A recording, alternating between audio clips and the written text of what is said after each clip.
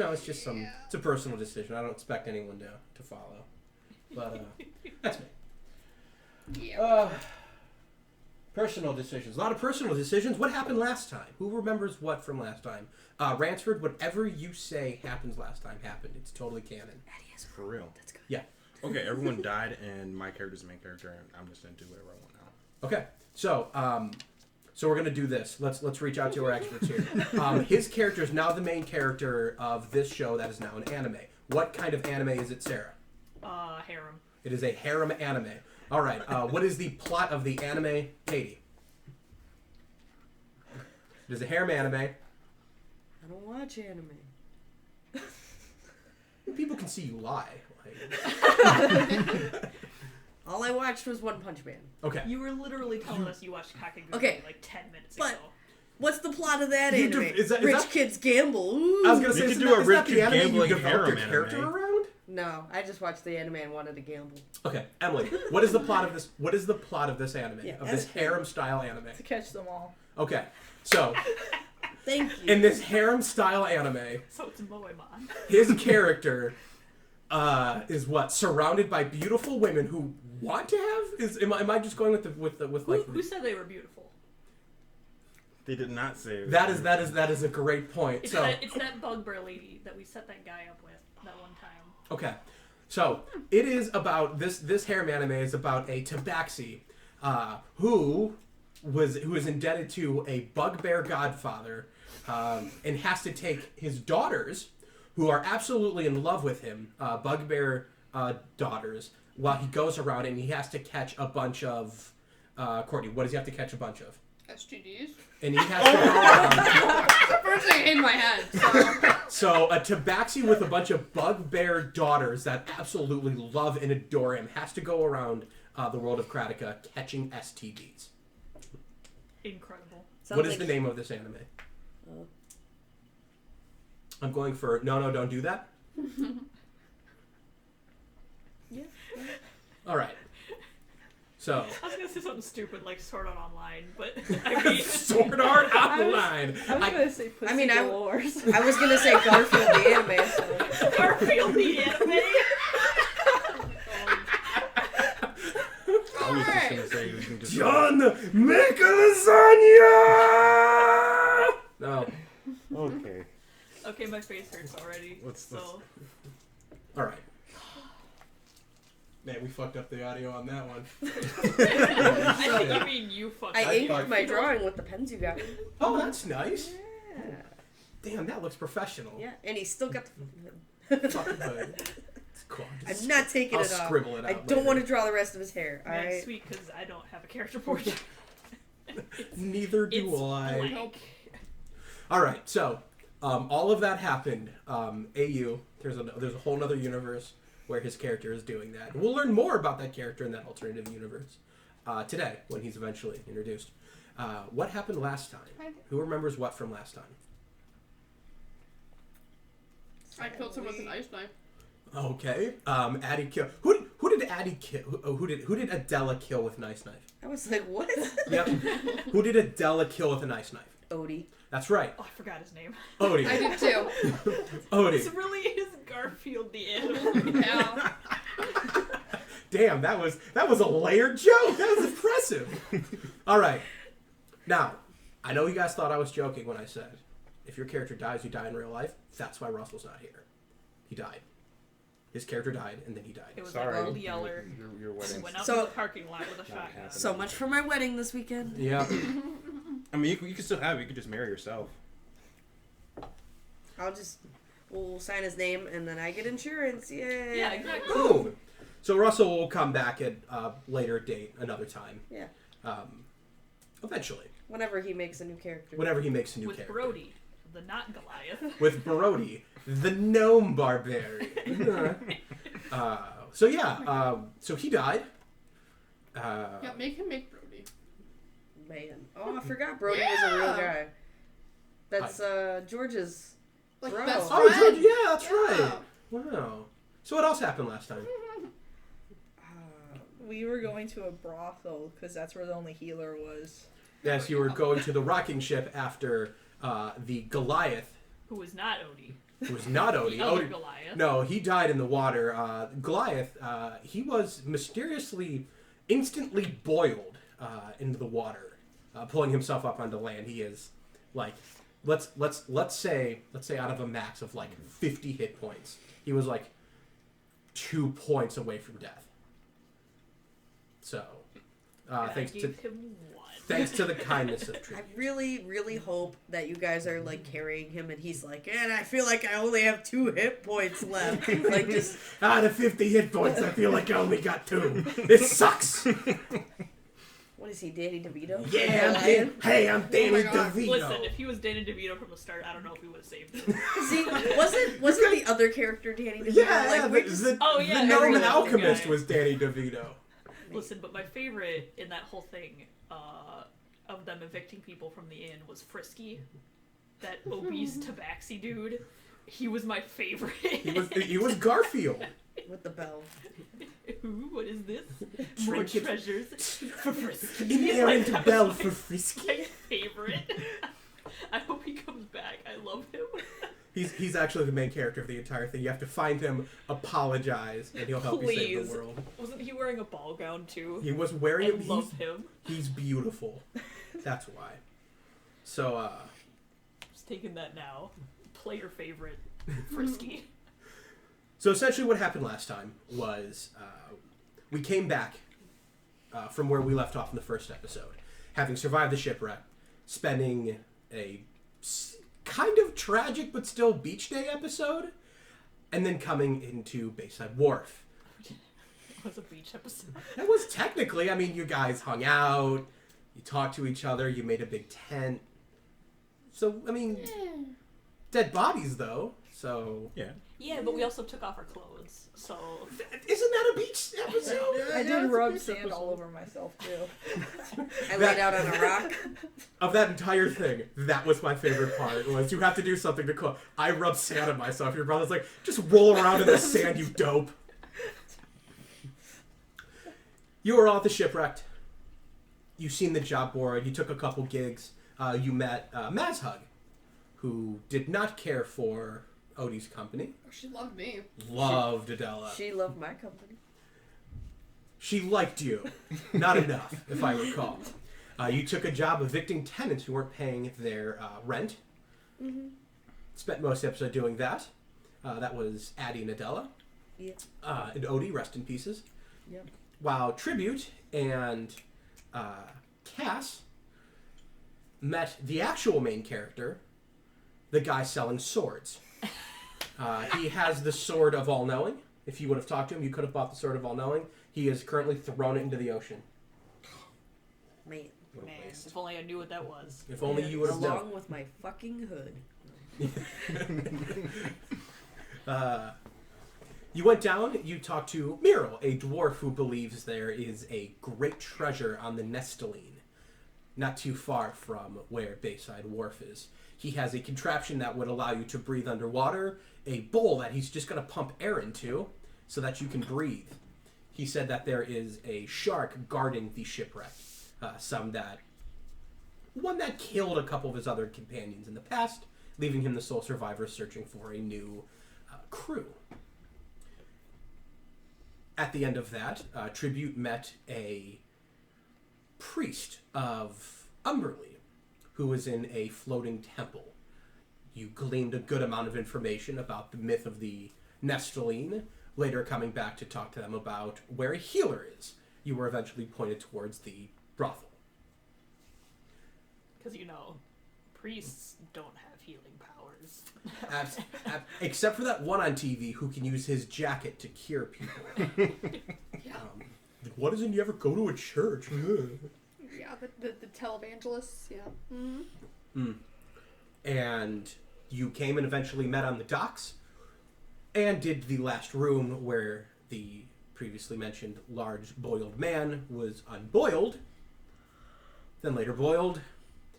And he stabbed me. He stabbed the shit out of Addie. Listen, I think at that point you deserved it. For You'd what? been swindling people out of their rooms all day, and finally one of them decides to stab back. Man, Is- but like, unnecessarily. He's got to wait.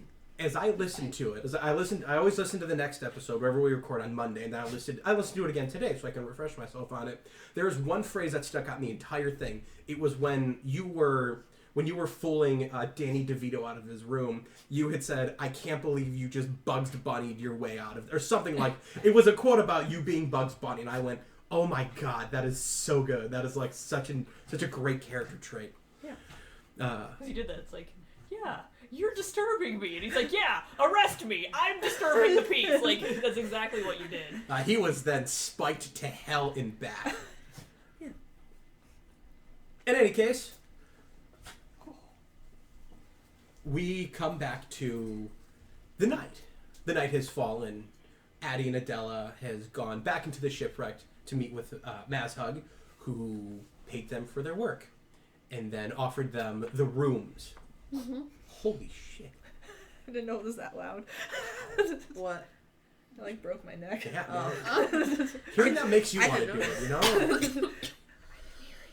I didn't hear it. I don't know. And offering you the rooms that you cleared out. I got the one that didn't have any kind of smells or mess. You had the chemistry room. Yeah. The rooms left over were for Addie. You were trying to Bugs Bunny your way into a proper room, but her patience ran out. So you were left with the Cat Pete room. Mm-hmm. For now. For now. You talked to Adela, tried to get into that room, but unfortunately you tried right in front of Mazhug. She told you no sharing rooms. You tried to get into her room. No sharing rooms. You would then go to Kaz, who rejected you. Yeah. That's Sleep Under the Stars is really great.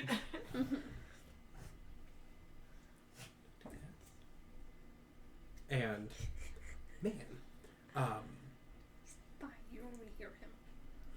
so going from there, tribute had gone back to the priest of Umberly, who directed her to the brothel, where she could find proper healing for a man whose insides were boiled. Because that makes sense. Yes. Yeah. Going back with Cass, the two of you grabbed arms and legs and carried a man twice your weight, 4 foot, like 3 foot higher than you guys, at night, taking him to a brothel. Wait, good decisions. Yeah. Good decisions all around. I'm not missing any hit points. I'll Man. fight someone else. If you wanted that, you didn't have to pay for it. Just saying. Good thing you're not here. And he's like, listen, if you wanted a guy boiled alive, you know, I would have done it for you. I can be that for you, please. What's a term for like a super dark anime? Is that like? That's Wait, are we going A back to like dogo? Yondir, like Yondir, like the Yon, like Addie's there's doing like a Yondir thing for No, Cass? no. Like, what if we no. do that? I'm gonna fill with. Look, I'm gonna start throwing a bunch of love interests at you, and see if like Addie starts killing them, and see Oh, if we can please. just have like an inner party. Yondir, am I using this right? Because I only No, learned that's about totally it what it is. the previous recording. All I gotta say is good luck seducing Emily more than I can. Listen, it doesn't matter if it works. Addie just has to feel threatened. Right. Some hunk with like flowing blonde hair and an open shirt who's just shredded needs to come and start hitting on Cass, and Addie's gonna be like, See, that's all that has to happen. That's how Addie and Kaz would become friends. It's like, boom, I disapprove, and then you're like, oh, I disapprove too. She's too good, and then just like, I'm gonna fucking kill him behind the bar. It'll just be like a bunch of dead bodies, just Addie murdering But people. then, did I get to share a room? That's the real question. All of that not to sleep in the Captus room. Like the rest of the campaign is her murdering people, but having to go back to the Captus room. All right, look, everything here is awful. We're coming back. We'll return it back in. The night has fallen. Kaz is in the bar. He's beginning to play his set. Adela, you're in the bar now. You've received your room. You've received your pay. Addie, you have just been rejected again. You can find yourself a table in the bar. Adela, you can do the same. But back out in front of the rocking ship, the very red brothel, which right now was actually lit up very well. You see more windows have been added to kind of the base of the ship to kind of denote rooms, which you see many of. A good amount of people are beginning to line up on the dock. It looks like there's a queue to get in, and it looks like someone's checking you at the door. But you're carrying this body now, and you're coming up to the gangplank to get in, carrying a nearly dead man. What do you guys do? How are you guys going to try to get into this establishment for healing? Pretty straightforwardly. My plan would be just to go up and ask the guards, please, we heard there's someone here who's a healer. Do you have a better idea? I don't have a single plan except walking in with the half-boiled guy. Okay, you have to go first because you're carrying the head. Oh yeah, that's right. Cool. Okay. Carrying the man by his head, apparently? Well, like, she's carrying the arms. Yeah. Okay, I'm all right. to carry the boiled part. I was just imagining like the legs under your arms like this, and then just her grabbing his head. like his head just pushed forward, slumped down. Like this probably killed him, but your arms are looped under his. You come right up to. You start cutting through line. People are like, "Hey, oh!" Seeing exactly what it is you're carrying. And you get up to the front and you don't see a guard. You actually see there is a dwarven woman. She has shorter blonde hair and a pretty well-made beard with some flowers tied into it. You see that she's standing there and she's kind of having an argument with a guy that's in front of you. What do you do?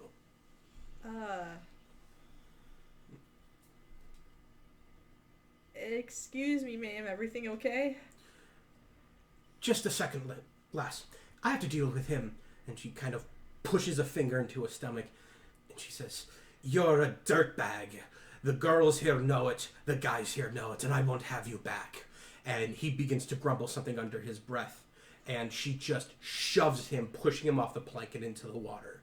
Appropriate. Looks over to the two of you and goes, "And what do you want?"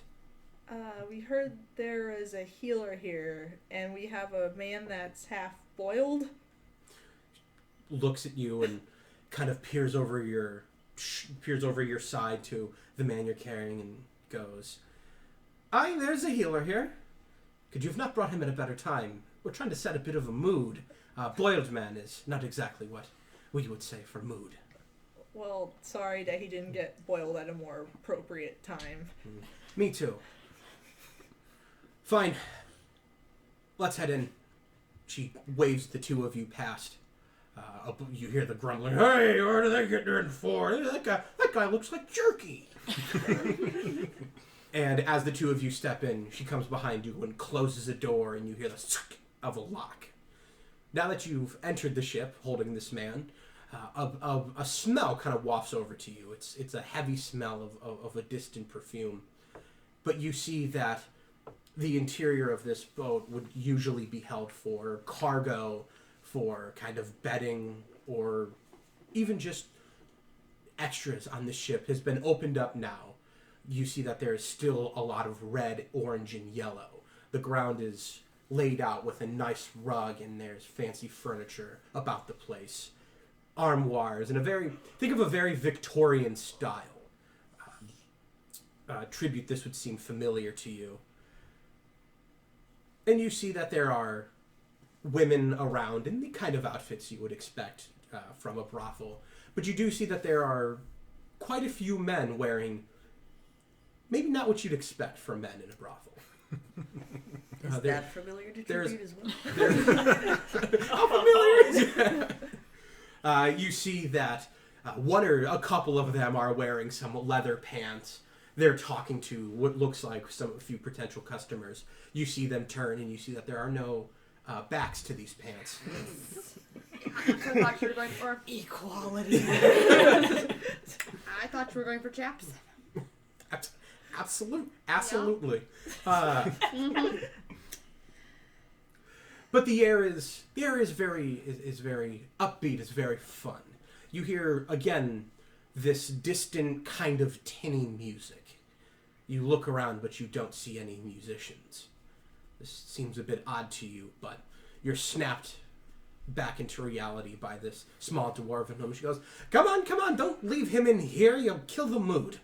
She goes, whoops, there goes gravity. She takes you to the back through some very large doors into a hallway that looks more like a ship.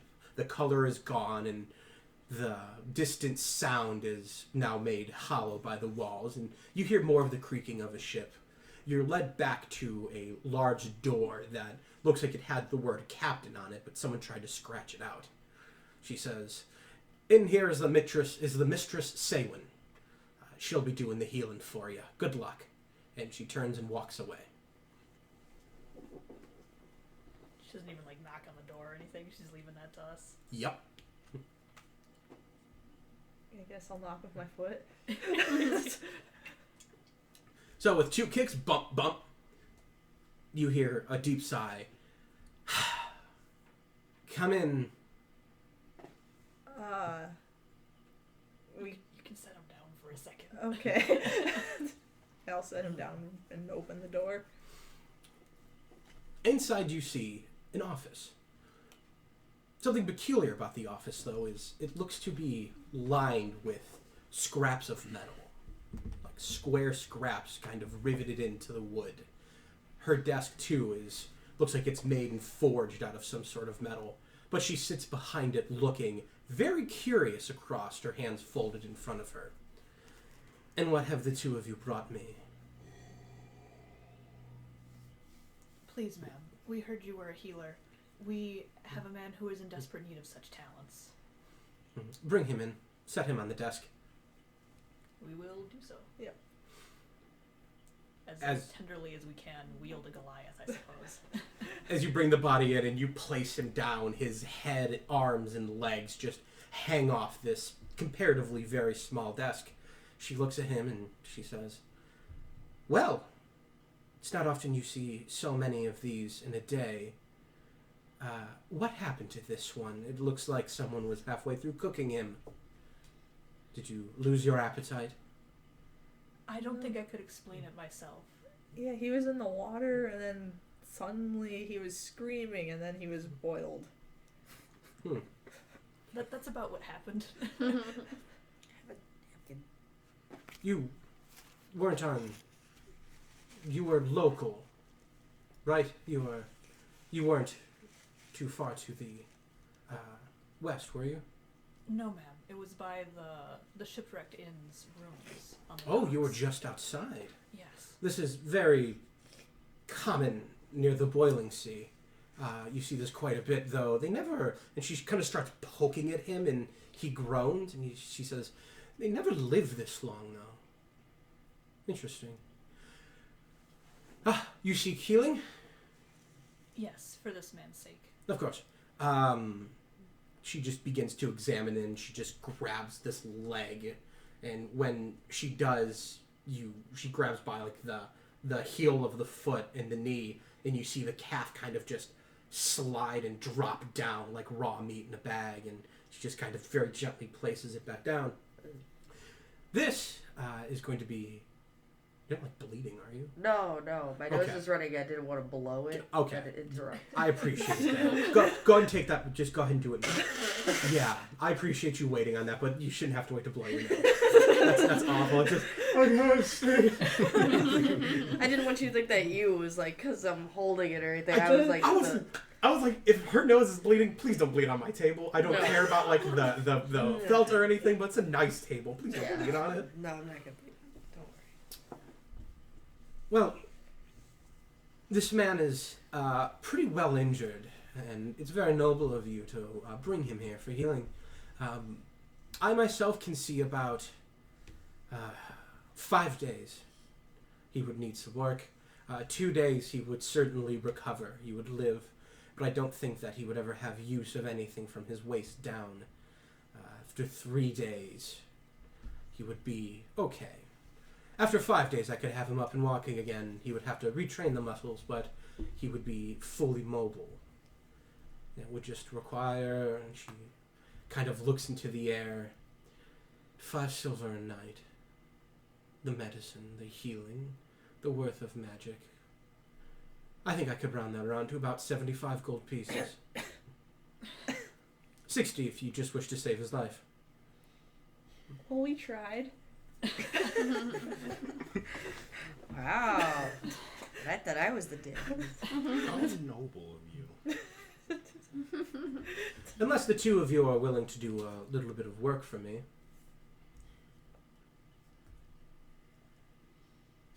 Well, I certainly don't have that much money myself. As a paladin, I don't exactly have that high of a pay grade. If there is something that you need done, I could definitely try and see what I could do. Well, it is quite a busy night here. And entertainment is more of our business than anything else. If you'd be willing to work tonight, I could, depending on what you can offer, waive the fee of healing him for your work. It seems as though your establishment is lacking a little bit in live entertainment. If you like, I would perhaps be able to provide such. How so? Music. Music? Yes. You're not suggesting an instrument. I have a bard already. No, I do not play an instrument. However, I was quite a singer before Oh. I became a paladin. A singer turned paladin. As far as pay grades go, it seems like you stepped down. A bit unusual, yes, but I found the higher calling to be worth it. Most people think so. Well, I'd be happy to have you as a singer. And tell me, what are you now? Oh. I'm a half elf. Well, I can tell that. It's fine. It doesn't matter. What good do you offer? I honestly don't have anything to offer. I'm more of a fighter. Oh, we have plenty of security. My employees have no problem defending themselves. Surely you offer more than just a sword. Not really. I mean, I don't really have any talents or anything. If you're just a sword, what good are you? Exactly. Well, if you wish to save this man's life, I'm sure I can find deck work for you. Okay. Good. Now, you, Yes. Tiefling, what is your name? My name is Tribute. Tribute. And you, half-elf. What is your name? Cassandra. Cassandra. My, what an ordinary name.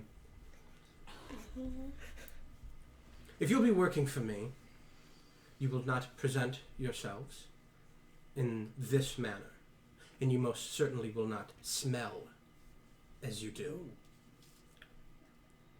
We'll call Holly. She's the dwarf you met outside. She will take you into the ship, into the common area, where you will be offered certain amenities that we require of employees. Use them well.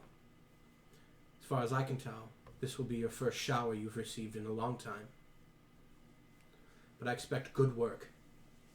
This man's life is in your hands. He means nothing to me, and I'd gladly feed him to the sharks. So work well. Okay. She smiles a large smile and points to the door. Thank you for all of your help. I understand it is a great task. We will do our best to live up to it. Good. I'm gonna nod to leave. I'll leave. As you walk out the door, close it behind you. You wait a few moments and the door opens again and you see the dwarf. She comes up and she says, "So, what did she offer you?" She said that we were able to work off our debts for the man's healing. I offered to sing in the parlor, as you seem to be lacking some live music. I believe she said that you would be some deckhand, some physical Yes, labor. deck work. She looks at her and goes, "That looks about right. You'll actually be singing on the top deck. Oh, The night's beautiful. It's warm. The stars are out. We have tables set upstairs now on the top deck. Something about sleeping under the stars seems nice. Perhaps drinking and romancing underneath would be nicer. So, that's where you'll find yourselves. But for now, you smell. And to be frank, you're both kind of ugly. Let's head down to the showers. She walks you down to the hall, to another door that goes beyond the office, and there are stairs that go straight down. And as you walk down, it's more of a ship. There's less paint, the sound is completely gone and drowned out. And as you get to the bottom, you see dorms. They're very simple dorms. There's small beds with pots inside. There's racks where clothes can be hung up. Tribute, you'd recognize this more of what looks like a staging room. Somewhere you can change, somewhere where your costumes can be put, what you're wearing for the evening. Such places require living arrangements. And at the end, she comes to another metal door. She points to you both, and she says, behind this door is the shower room. There's a small room before where you can hang your previous attire, shower, and come back. Someone will be waiting for you to dress you. And she reaches behind a closet, and she pulls out a basket. She hands the basket to you, Tribute. She says, you're performing. There are perfumes and lotions in there. Make sure you present yourself in such a way that would be good for people to see and experience. And she looks over Naturally. to you, Cass, and she hands you a waxy used bar of soap. And she says, just get dressed when you're done. Okay. And she turns away and walks.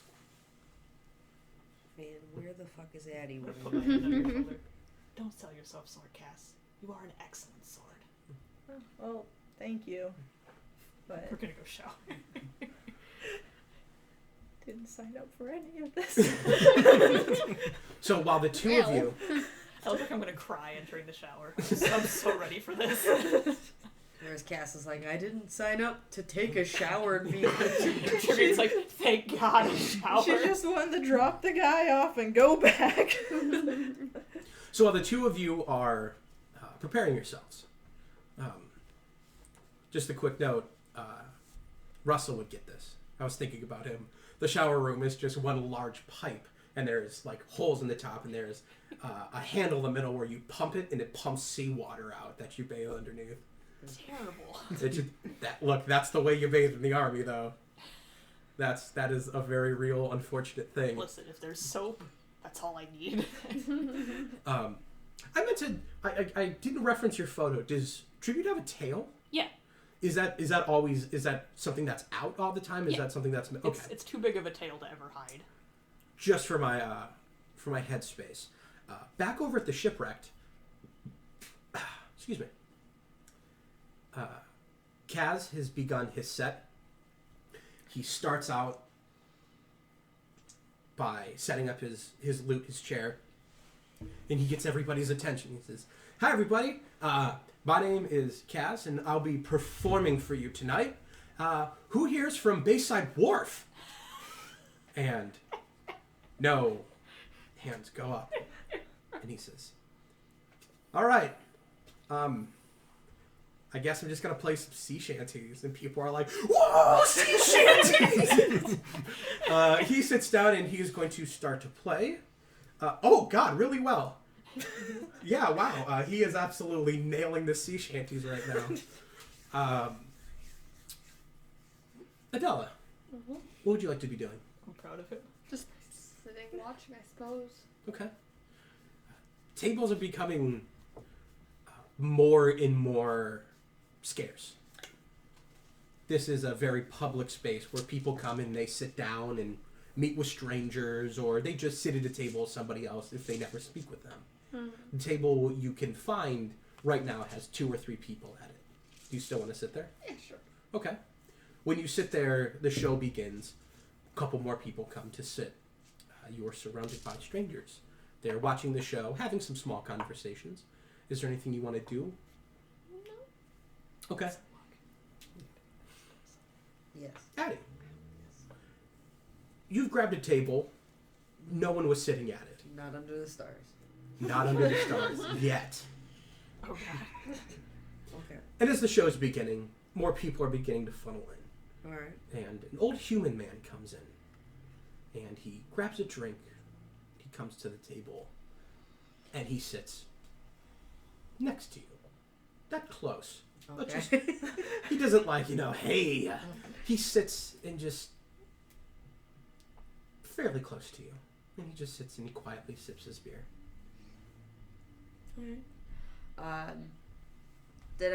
Or is there like anything they offered to me, or do I have to like go to the bar and purchase stuff? You'd have to go to the bar and purchase. All right. Yeah, I want to get a drink. Okay. How much will that cost? If you want to just get a regular, what would just be a regular drink, probably cost you like 2 copper. Okay. You can get a jungle blood. That'll cost you 3 silver. How was the special? I was told what that's made from, and I don't want it. Okay. Oh, you learned how the sausage is made. Yeah. All right. So you It's just made from weird berries. That's not. lethal poisonous berries. Everything's Yeah. fine. Yeah, matter with that? exactly. The ones that we want to go find, yeah. Mm-hmm. Just get your drink. Head back to your table. All right. So how many coppers are in a 10. gold? How many Or coppers that are in a gold? Silver. 10. Silver. Okay. So When you remember how much money I have? then I've got Just start with 10. 4. 10 gold. Yes. All right. You sit back down at your table, and Uh-huh. this older human man is just kind of sitting and tapping his hand on the table. Is it like in an annoying way, or is it like a yay? Roll a madness. Oh, God. Along with D4 proficiencies, we're also doing madness and honor checks, which are comprised of certain stats and can be used in certain situations. In this one, we're going to see how temperamental you are right now. Okay. And both of them involve wisdom, In which both is of like them. one of my worst Crit fail. stats. Okay. Oh God! Crit Plus, fail. plus 1. Mark up the crit fail, please. Oh right, I almost forgot. The crit fail tally. That's great. He's sitting and he's tapping his hand. Add my name to that. He's sitting and tapping his hand, and it's just, for some reason, it's louder than the music. It's just nails hitting wood, just clack, clack, clack, clack.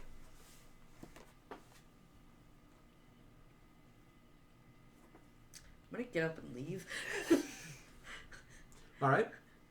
When you get up to leave, he turns to you and he says, "Oh, excuse me, was my tapping too loud?" Just a tad bit. Well, I would hate to scare you away from your seat. Please sit. I'll buy you a beer for your troubles. All right. I was like, how cheap are you? This is the test. Yeah. When you sit back down, he corrects himself. He sits up in his chair and he says, "Forgive me. I work at the community center here. A lot of town meetings and such. I've just been cooped up all week doing repairs, and I haven't gotten out. My name is Ladley. It's very nice to meet you. Yeah, very nice. What was your name?" Oh, I didn't tell you. Well, a bit secretive. I respect that, where Bayside is not the safest of places. I can appreciate you. When you finish with your drink, let me know. I'll be happy to get you another. Thank you. What was his name again? Ladley.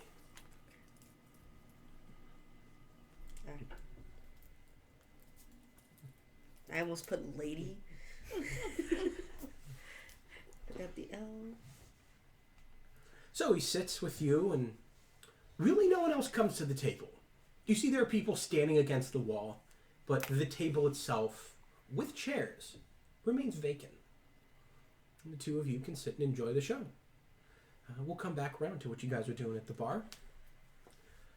Back at the brothel, we can just say the two of you had finished your shower. Unless there was any particular interaction that you wanted to have there. Any conversation, anything. Don't do that. Don't do that. That guy sure was interesting. Look, it's like I get it. It's hard to be in the shower with someone else and not look at their junk, but it's discipline. It's what the army teaches is discipline. Don't look at another man's junk in the shower. I mean, I don't know about Cass. I haven't been in the army. I am But a I'm also- soldier. But I'm also not inclined to look at people's junk. No. I So. mean, sometimes you just want to know. You know, I think this dude said it. I think he's lying, and it turns out he's not. And I'm embarrassed. Staring at the ceiling, trying to astral project myself out. When you finish showering, you're given dry towels, and 2 girls come to meet you. One, she's dressed a little bit finer. It looks like she's going up later to become part of the festivity. She comes for tribute. The other one, it looks like she's wearing just kind of some canvas clothes, like maybe some burlap pants. She's got her hair pulled back and, like the bandana in her hair to keep it out of her face. She comes to you and she says, "Hi, so I hear you'll be doing a little bit of deck cleaning." Yes. "Oh, well, it's good to have company doing it. I got stuck on it this week. We'll be doing the top deck. There is the captain's the captain's area where they steer from. We'll be cleaning up there. We'll be, unfortunately, scrubbing seagull shit. Oh. But Was it? isn't it just? But it's fine. We do have to keep quiet though, as they'll be performing up there. So Okay. if you have to sneeze or burp anything, just get it out now." Okay, will do. She points to her room. She says, "Clothes are in there for you. Just once you're ready, come on out and we'll head up." Thank you. "You're welcome." And the woman with you, she says, "So, you're going to be the one performing tonight?" I believe yes. "Well, how fortunate for you. Follow me." She takes you down the hall to a door by the end. And when you walk into this room, you see that there are long lines with dresses on them. These are the dresses we tend to rotate in and out of. You may pick whichever one you care for. I have some additional perfumes and we'll be braiding your hair. There's a certain standard we have to live up to. I understand. Is there any that you would recommend? I would hate to wear one that someone had worn to previously. Why? Well, Do you think the girls here are unclean? no, I simply don't want to bore the crowd with something they've seen before. You said you rotate them, yes? Yes. What hasn't been used recently? Something in the back. Sounds good. And she turns and walks to a small seat where there's a mirror, and she begins to start pulling things out of a basket. What dress would she want? Something kind of simple yet elegant. Okay. What color? Is a rose gold skin is kind of hard to match. If I believe pink hair. White hair, actually. White hair, okay. Yeah, pink skin, white hair. So probably either something like purple or white. Okay. You find a dress that matches more your style, more fitting to you. And as you're thumbing through and you're looking at the dresses before you find it, you just get lost in thought. Seeing the dressing rooms, the costumes, the perfumes. It brings you back to your days performing. There was one very bad day very early, but there were a lot of good days after. You learned an important skill from someone who mattered. And you were around this life a lot. And you yearn for it a little bit. You feel a little bit of tug in your heart. But you find your dress. You don it proper. And you come up to the seat with the mirror. The girl is standing behind you. She has combs and various braids of flowers to set in your hair. She just looks very impatient with you. Do you sit? I will sit down. You sit down. She has 3 bottles in front of you. She says, "You need to pick a perfume, something that'll go on the breeze, that'll waft across to entice the crowd to look at you. If you don't know which one to pick, I'd be happy to pick for you." And she kind of tugs on your hair a little bit as she's braiding it. That's alright. I'm not going to react. She's obviously got some kind of problem going on, but I'm not going to fall to it. What are the perfume options? The first perfume in front of you, it is a green vial. It looks like the contents inside are in fact green, which is why it's giving it that tint. The one next to it is clear. It looks like it might just be water. And the one to the end of it is purple. Can I do like a little sniff test at all? Which one should you sniff first? Purple. Okay. You pull up the purple one and you uncork it. And you breathe in a healthy whiff of it. And your heart aches. You remember a time, long time ago. It's a very distant memory, but you were running through your home. Your mom wasn't in at the time, and your dad was leaving for something pretty important. And as you were looking for him, you found him in your parents' bedroom, and he was standing over your mother's makeup table, and he had a bottle of her perfume that he was spraying on the inside of his chest plate.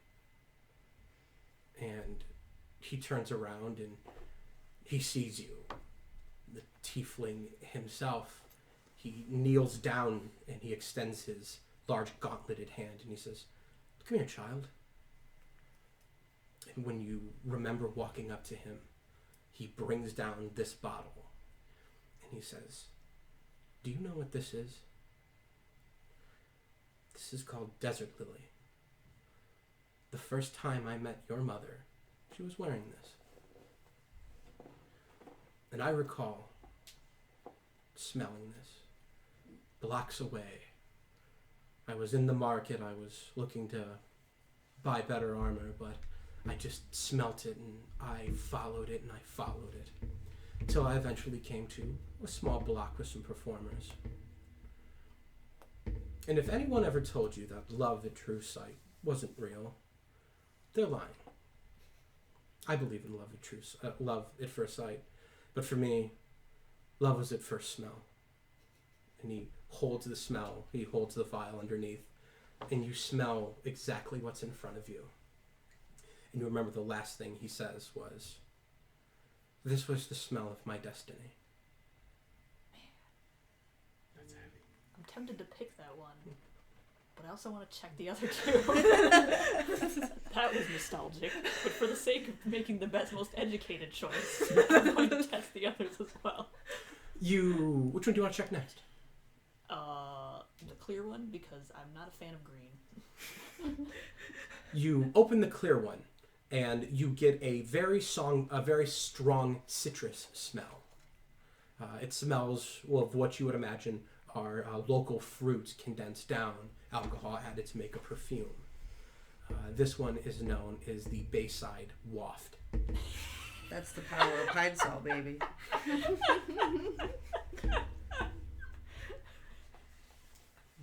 Okay, that was a little funnier than I think it should have been.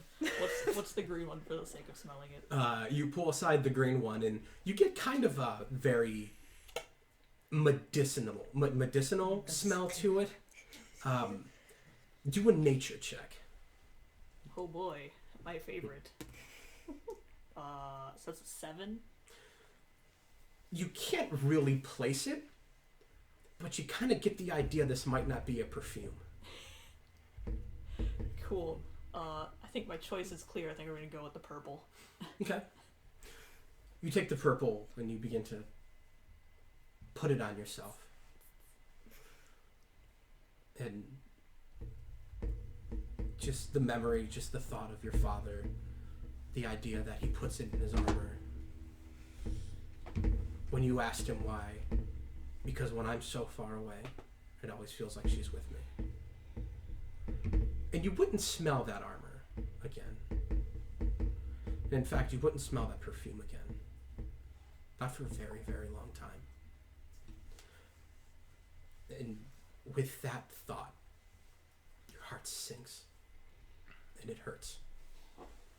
That last memory. And you just sit. She pulls on your hair a little bit more than she should. But she's braided it with some nice flowers.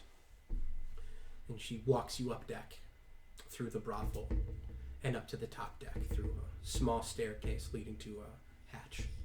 And when you come up, you see that there are several tables set, and a stage has been erected with small torches around it. that is where you are to perform. Cass, where you're sitting, you've dressed yourself, and you're reminded of a time a long, long time ago. One of your very early memories. Your mother was still working, as she is today, but she was working in the castle. You were just old enough to not have to be babied all the time. And with that, you were set to work. You can recall that there was a party, an event, something, that the ballroom was set. There were tables, there were cloths, there were candles, there were fine crystal glasses, there was wine and meats and exotic fruits. All of this had been set for what had to have been the most beautiful ball that had ever taken place. But you see it now at the end. Tablecloths pulled off, tables tipped over, wine spilled and dried on the ground. The food slopped all over the place. You didn't know at the time what a real waste that was. But you do remember having a burlap sack in your hand and throwing it all in there. As you, like many other children in the castle, were kids who cleaned, who spent their lives cleaning, much like the adults did, who spent their lives cleaning. And you walked into this ballroom, and you remember the old woman who would walk around with a large switch in her hand that when you acted out of place, she would correct you with it. And you remember being let loose into this ballroom. The girl knocks on the door again. She says, "We have to get up there. If we don't do this work, we're going to be in a lot of trouble." Oh, sorry. And when you leave the room, she takes you through a different route. In fact, there's a ladder you have to climb up that takes right up to the ship's, right to the captain's wheel. And when she opens it, she steps out. And it's just covered in white. Oh, jeez. In her hand, there is a wooden bucket with 2 brushes in it. And when you come up, she closes the hatch behind you. And she gets on her hands and knees, and she begins to scrub. And you are handed a brush. I'll start scrubbing. You start scrubbing shit off the deck. And you remember, you look out and you see this festivity going on in this boat, and you remember that again. You're back in there, and you're walking around, you're grabbing silverware, you're grabbing whole pieces of meat, of cakes, of pies that have just been carelessly thrown to the ground in some sort of celebration. And you remember finding what had to have been thrown, but had landed perfectly. A cupcake. It had this blue icing with pink sprinkles on the top. And it had landed perfectly on its bottom. It didn't touch the ground, and nothing else had touched it. It was this perfect specimen of a foreign treat that you didn't even know could exist. And you remember, too, the breakfast you had. Old fruit and some cold porridge. And as a kid, you've seen that fruit. You've seen that piece of confection. And you went, this is a treasure beyond any treasure for a child. And as you began to reach for it, a cold slap across your knuckles came from the old woman. She smacks it out of your hand, and it drops and splats all over the ground. And she looks at you and she says, "You are not fit to eat the scraps of those who celebrated here. You are fit to pick up their trash. Do so, child."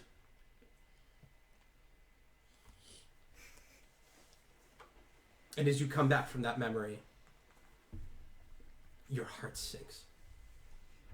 And as you look over into this party, you see there is a tall man, black slicked back hair, mustache across his face to a small beard. He's standing with a vest and what looks like a nice pair of slacks. His hair pulled back a little bit of gray on the side, and he looks over and he sees you. And he smiles. A big, white, genuine smile. I'm just gonna look down at the seagull shit and keep scrumming. All right. Back at the bar. Addie, Yes. have you finished your beer? Yeah. He looks over to you and he says, I'll be happy to get you another one, friend. I was gonna say, I think I've had enough, but thank you. My name's Addie, by the way. It's very nice to meet you, Addie. It's probably smart to be a light drinker in this area. The thieves and vagabonds tend to operate more at night. I believe that. Yes, it's a shame, but if you've lived here long enough, you learn to look out for it. I'll keep that in mind. As you should. Do you plan to be here long? Not too long. Well, the mayor travels find you well. Thanks. And he just kind of sits back in his chair and watches the show. And what's going on around? Go do a perception. All right. We'll try. Since I crit failed the last time I used this box, this isn't the right sheet.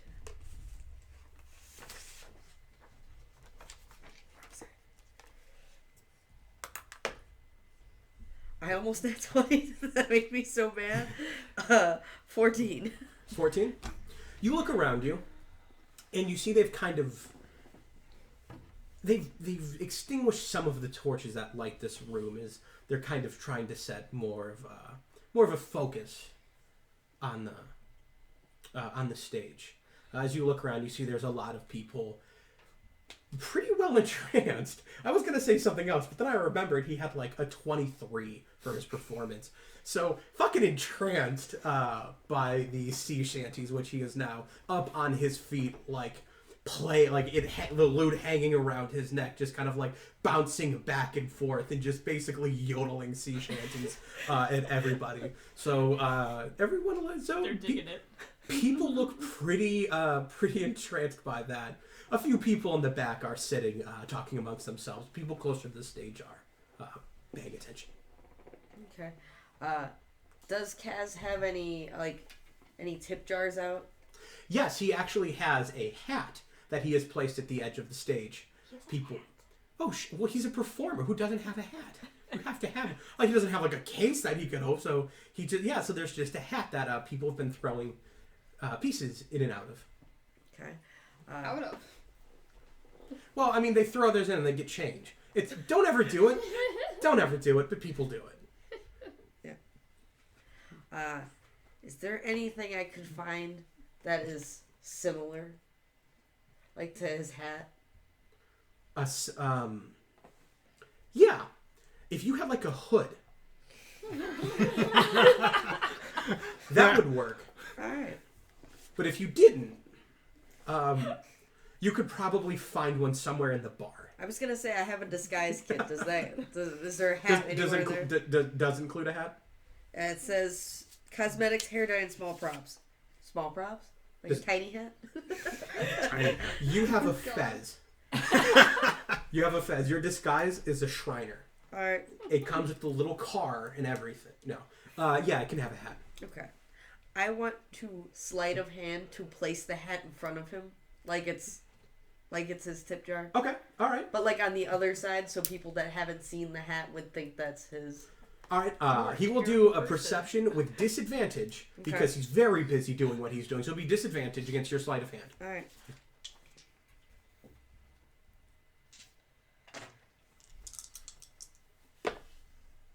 Okay, that is 25.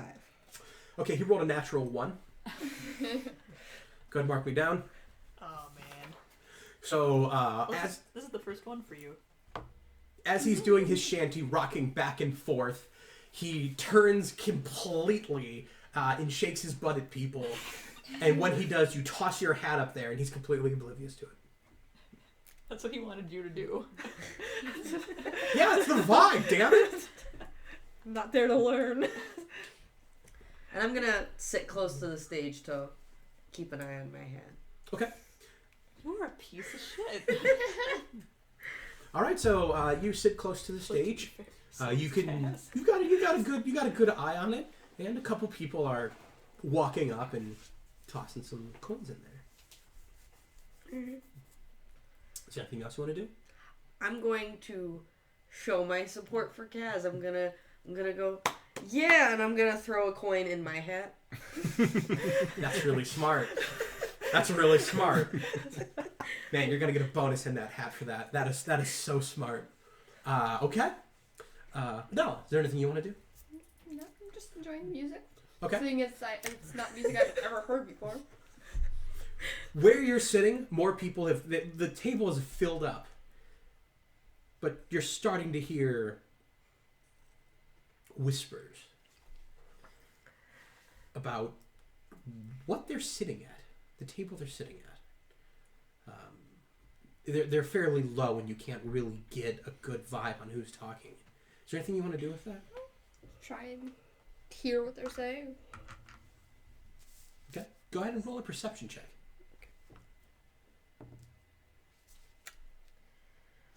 14. 14? Yeah. You hear that there is a dwarf at the end. He's constantly looking over his shoulder at you. Always just looking at the show and then looking back over at you, and you eventually just catch his gaze. And when he does, he quickly gets out of his chair, begins to move towards the bar. Okay. Can I stealthily follow after him? Go ahead and roll a stealth. Do so with advantage for it being dark and there's a crowd, and he'll try to perceive against you. 19. Okay. Crushed his 2. Yeah, I had a 4 and a 19, so either way. You see that he's walked up to the bar.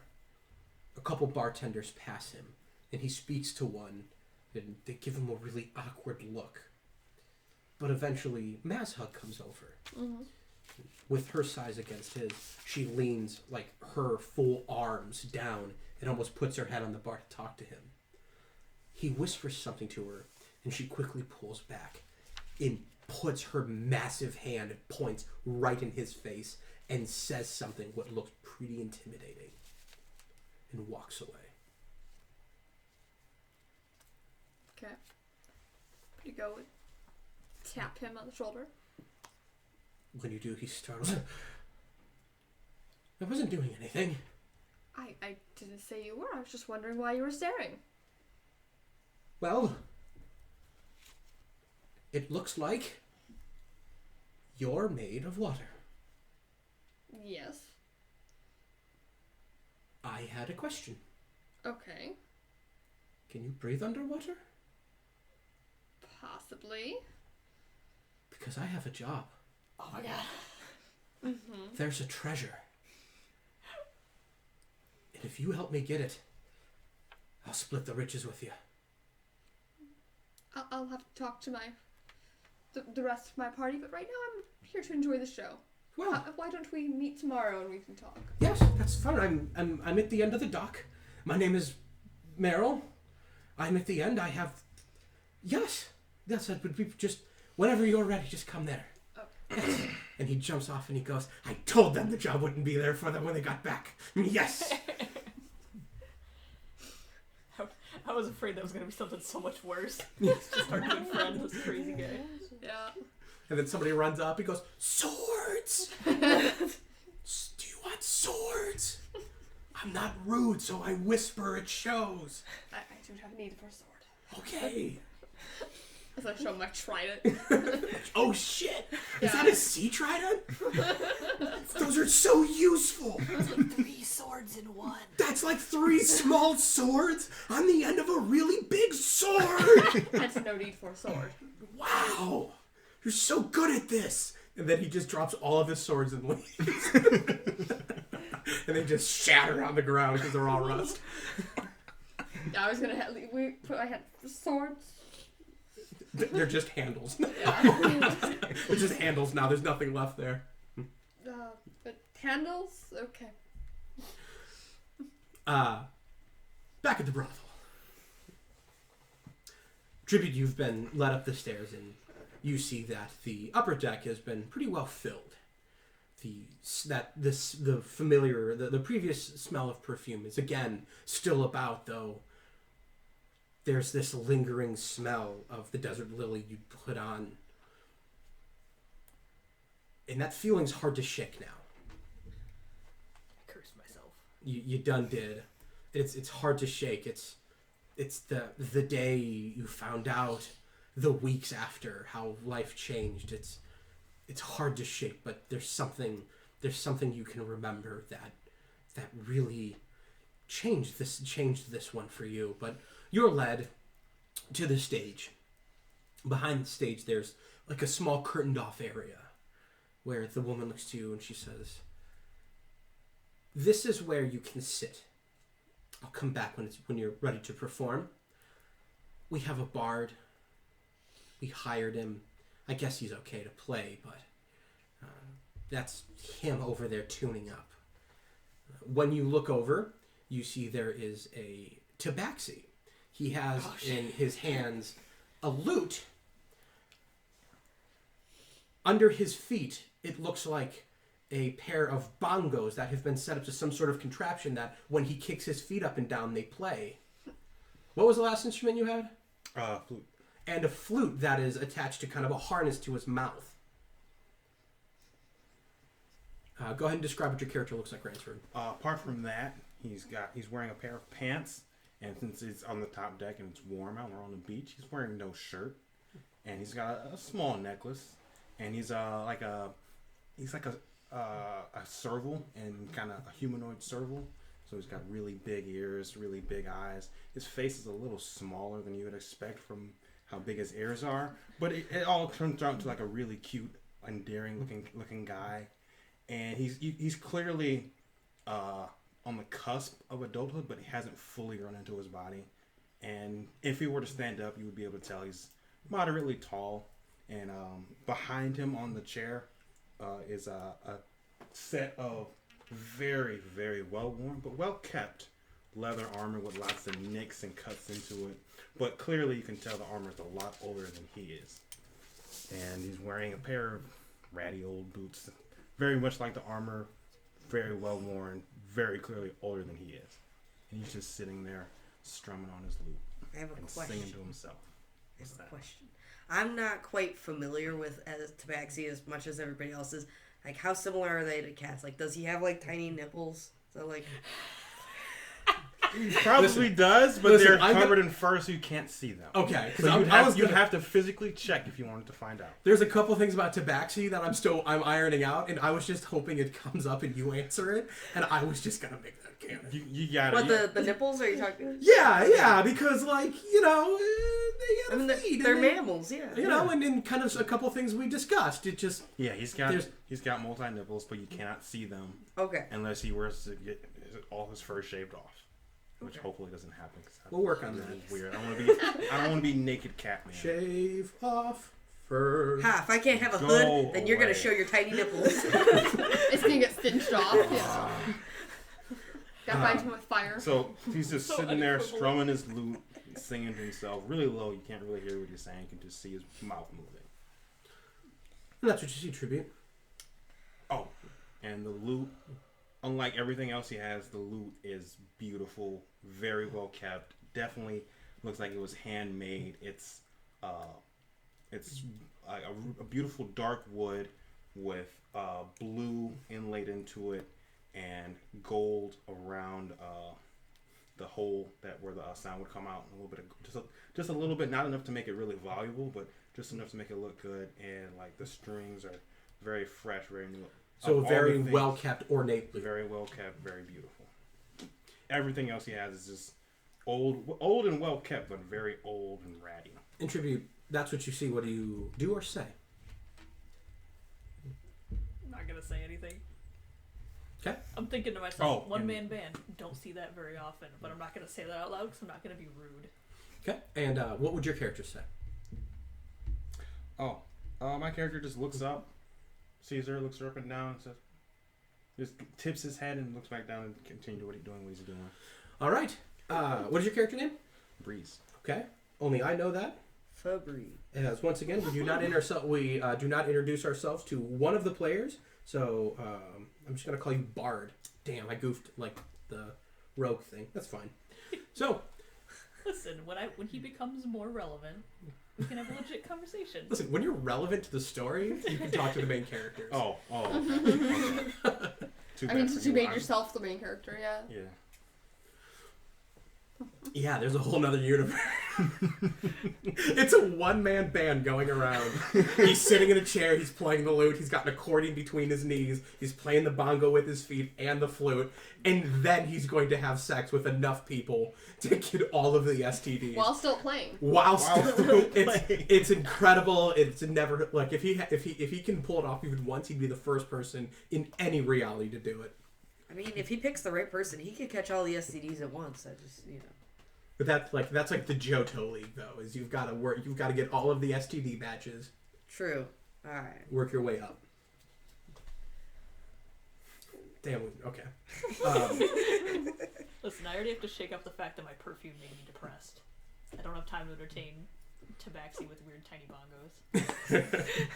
I don't have time for you. I'm getting existential. Exactly. Speaking of which, back to the captain's wheel. You've been scrubbing shit. Yep. And every now and then when you look up to the party, you see that tall figure. He keeps looking over at you. He keeps smiling and He wants you. he goes back to whatever it is he's doing. And every now and then, like whenever you look up, it seems like he was just there looking. I'm kind of concerned since we're at a brothel, but I'm just gonna keep doing my job of scrubbing shit. As you're sitting, as you're scrubbing, you look up and you see what looks like what looks like another woman has come up. She's in kind of more dour clothes, what looks like a female pirate, someone who spent her days on the sea. In one of the times that he was looking up to you, he turns over to see her. He smiles and holds his arms open, and she walks up and embraces him very closely. And she looks over and sees you looking, and she narrows her eyes and gives you a nasty glance. I'm just gonna look back at the shit. This isn't my problem. You're staring at me. And as you just back down, scrubbing, you just think about all you've done, all of those memories, all of those years. This is all you've ever done. People told you this is what you'd be. And when you made the effort to get away from it, here you are, on your hands and knees scrubbing shit. This is just getting really, really dark. And it just sits and it sits and it sits. And it hurts. But you feel at the bottom of that hurt something burn. The thing that burned hot enough that you quit scrubbing and you joined the guard. That was no easy task for you to do that, but you did it. You felt that fire that drove you to do that. And that burn just gets hotter when you excelled in your studies, in combat, when there were much bigger and, to be frank, better bred people than you. When they would come up on your first day, you were just some servant girl who dreamed too big, and your teachers would put people just guys twice your size who were born and trained to do this. And they just laid into you. They just hurt you repeatedly. But there was a fire that kept you going back. That you were never hit hard enough.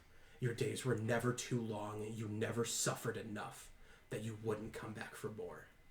And that fire keeps burning. The reason why you got on a ship that sunk. The reason why you stood up and fought a pirate who nearly killed you.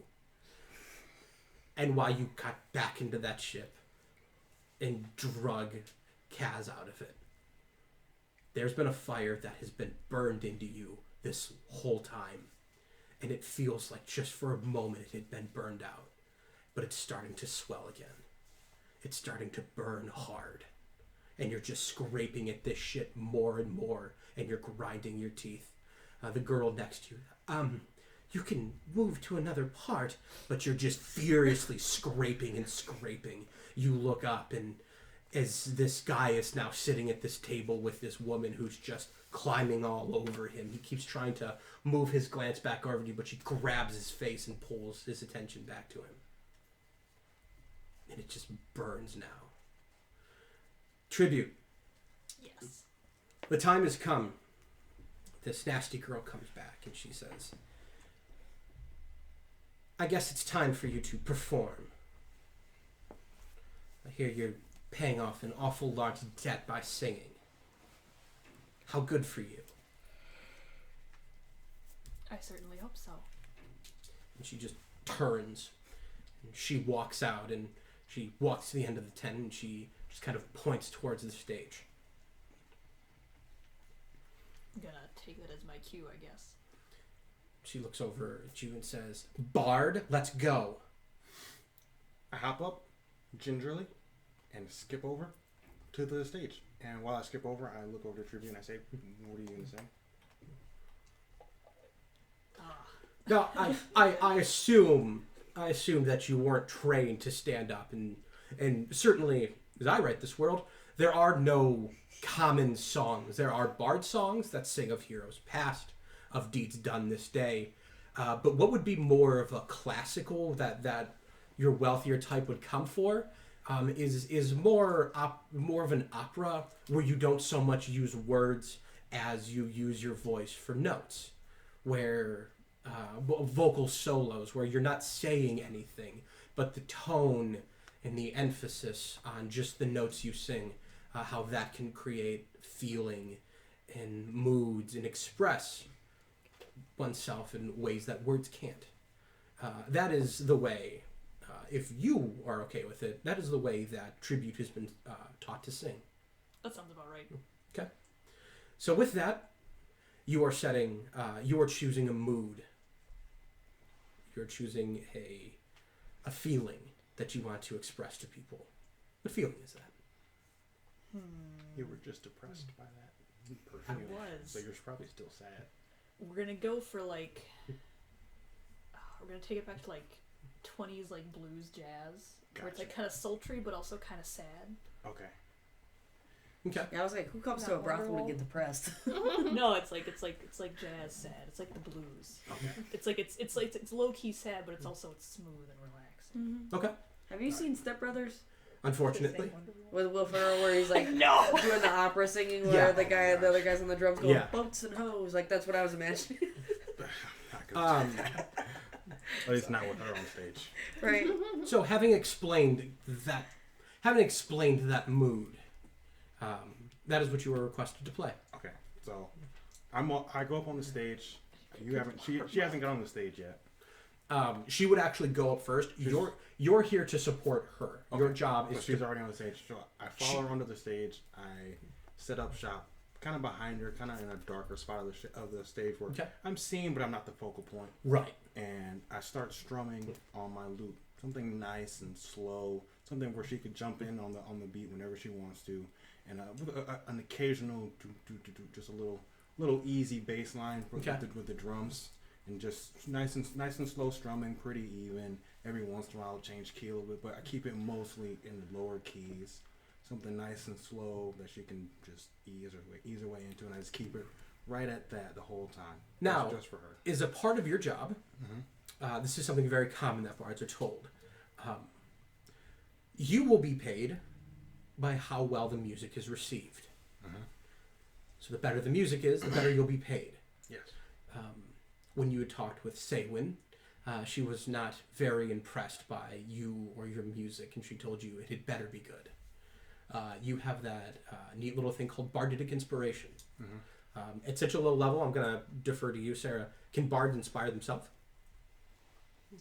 The way I think it kind of depends if it's up to you. I always think whenever I play bards, I always think no, they can't inspire themselves because it's like a support feature. Okay. It's because even I think at level 14 you even get a feature that allows you to use it for Then your own abilities. we'll defer to that. Do you want to extend your bardic inspiration? I'll give. Are you facing forward towards the crowd yet, or are you looking at me on the stage? I think I probably would be looking at you as you set up. All right, then I'll give you a wink, and I can give you some bardic inspiration. Sweet. D6. Is that a D6 at this level? Cool. So the show will begin. You know what feeling to put out, and you know how to put it out there. And because the two of you are performing at the same time, you will be assisting each other. So you'll both roll with advantage. Cool. Okay. Let's roll twice. Take the higher of your d4s. Okay. I got a non-nat 20 then. I'm gonna 23 go ahead and actually. throw in the bardic inspiration Okay. just for the heck of it. Not because I need it, but because I want to make it awesome. Sweet. So it's gonna be a 23. A 23 and a soft 20. 23 actually. I forgot to add my charisma. A 23 and a 23. We kill it. Wait. I didn't add my charisma either. Hold on. Gee. Oh boy. 23 and 26. Yes, that'd be 25 then. 25. All right, let's see. We'll bring the house down. Killing it. So, with a 26 on the DC setting, you beat a very hard DC. Wow. Considering what this was set for level 1, you go up on stage, the music comes in softly. The nice low bass line. The music is setting the tone for what you're going to put out there for the meat of the song. And as you're beginning to sing, you sing your feeling. You sing something slow, something a little sad. But through your singing, what did you say you wanted to play? You wanted to sing something. She said sad and sultry. Something sad and sultry. You start to sing of loss, of love. You get the attention of a lot of people. The party's kind of settled down a bit. And you see, whereas there was kind of fun and Frivolity. Thank you. As there were women on laps with glasses spilling all over the place, girls running up to refill them. You see that stopped, and they're sitting close now. Whether it's working girls with customers or customers who had come together and they've just stopped and they're paying attention, and as you're singing this sad and sultry song,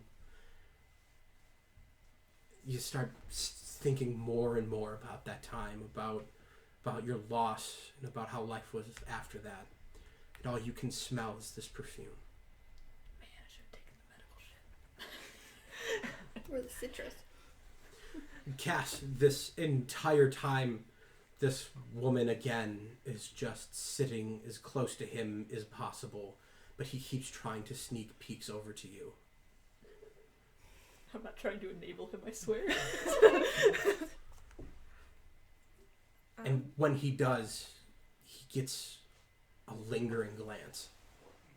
And he doesn't stare, but he sees you. And he's been trying to see you all night. Ooh. I feel like I'm just really confused at this point about why he keeps looking at me. Well, having been caught, this woman grabs his face and she presses her lips to his, and she just glares at you. This knowing glare, this glare of dominance over him, that you are to stay where you're at. Where you are placed where you're at because that's where you should be. And she is where she is at because that's where she should be. And that fire in your heart burns so bad. Your skin hurts. And your body is filled with this energy, with this anger, with this drive. This could very well be a full-blown heart attack you're having right now. I hope not. Ooh. Odie died. You don't need to too. With this burning Capable of fire, healing. with this drive that drove you from home, which kept you from drowning, which you fought somebody you nearly died for, with this drive that is always pushing you to something beyond scraping shit off of a deck, what do you do with that?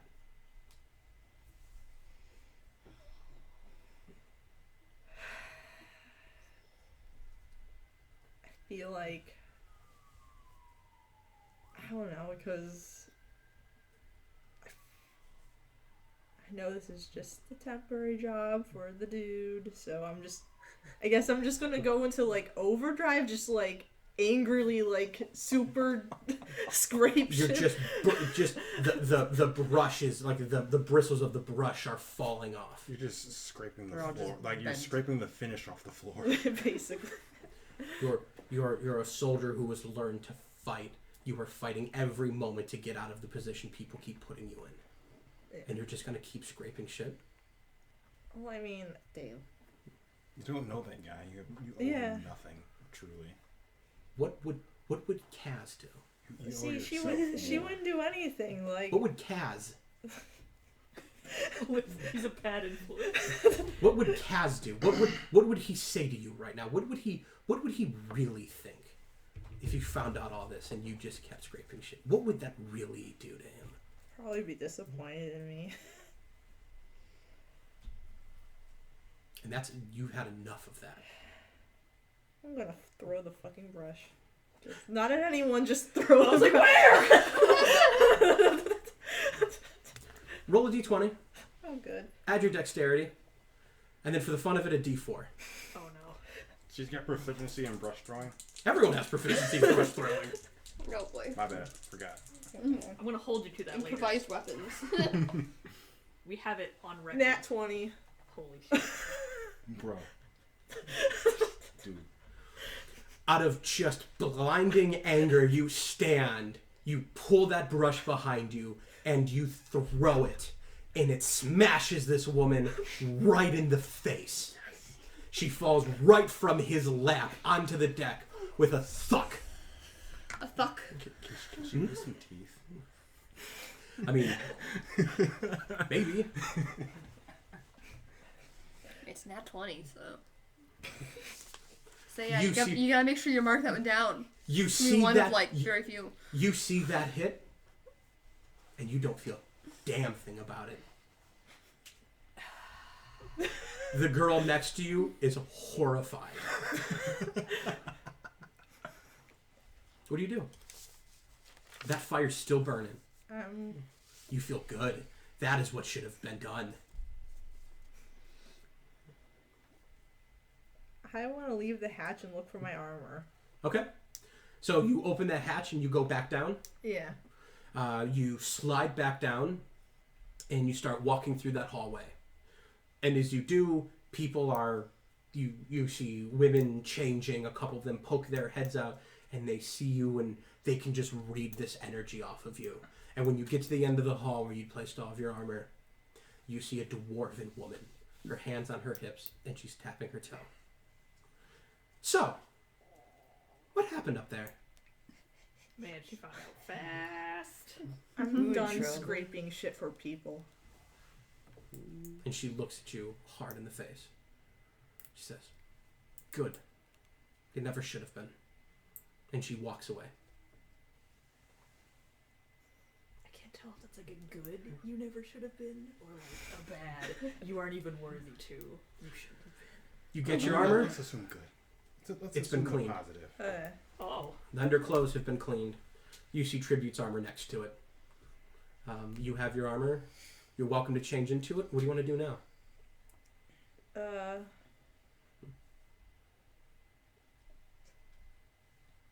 gonna put my armor on. Is my weapon there? Yes. Okay. And I'm gonna leave. Where do you go? I'm just going back to the bar. Okay. I'm just done with this place. I don't care anymore. Okay. Listen, you really think she's gonna have patience for Addie when she gets back there? Oh god. Or her brother. I've been the nicest person to her. I don't know what you're talking. Back at the bar. Are the two of you doing anything? You've placed your hat out. You see, let's do this. Roll a d20. Okay. Let's see how well your scam's going. Am I adding anything to it? Nope. 5. Wait, fuck. 5. I didn't want to leave. People have been throwing money in your hat, but more people have been up to his. Oh, that's fine. It's not a competition at all. You win regardless. You peer in, and at a quick count, it looks like you've gotten probably about 5 or 6 gold. Hey. I'm gonna let it sit a little longer. Okay. You hear that tapping once again on the table.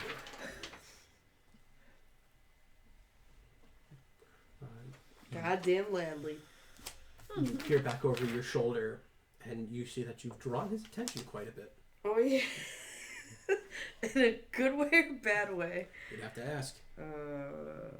So he's watching me Yeah. watch the hat. I'm gonna give a slight wave. He waves back. Smiles. I'm gonna point at the hat and point at him, saying like, "You want any of this? I'll cut you in." Oh my god. He stands up, and he walks in front of you. Okay. So you can't see what he's doing. But you see him lean over. He places something in the hat. And he leaves. All right. Can I peer in the hat? You see he's placed 3 matchsticks in the hat in the shape of a triangle. Oh. Let me refer to my guide. That's the good symbol. Right? That's the safe. That's the safe place. And he goes to walk out. Oh, is that Thieves' Camp? Yeah. Oh, man. I want to use Thieves' Camp. Yeah, I never got to use it with snow. I developed some stuff for Thieves' Camp. And he goes to walk out. I was really I'm gonna hoping let to him. put like a mouse Okay. in there or something. Like just a real fuck you. Just leaves a dead bird in there. Yeah, exactly. Just condoms. It's fine. Not the tabaxi. It's not a dead bird or mouse. He comes back for it later. And, I need that. I'm sorry. Adele, is there anything you want to do while you're in the bar? Do I see where Addie is? Roll perception. Okay. I say probably not, but hey, we'll try anyways. That'll be It's a low check. 11. That's enough. Oh, alright. You see Addie sitting at the front of the bar, front of the room near the stage. You see him sitting there. There's still no one at the table? More people have come to sit at that table. The table that the man had gotten up and left is filled up, but there seems to be some standing space nearby. I'm gonna head over that way. Okay. You get over to the table, and you still have the feeling of eyes on you, of curiosity, of what it is or who it is you are. But you arrive at the table. Okay. Just gonna kind of just lean over there. Just observe a little bit, see what's going on. Oh, it's the murderer. Hey, what's up? Just wanted a friendly face. Oh, wow. Everyone else is kind of staring. I wonder why. I have no idea. I got approached by a very strange man. Oh yeah? Yeah. Something about a treasure and underwater and splitting riches. I don't know. I told him maybe we'd split me and the rest of the party or whoever would go see him tomorrow. The party. I don't know.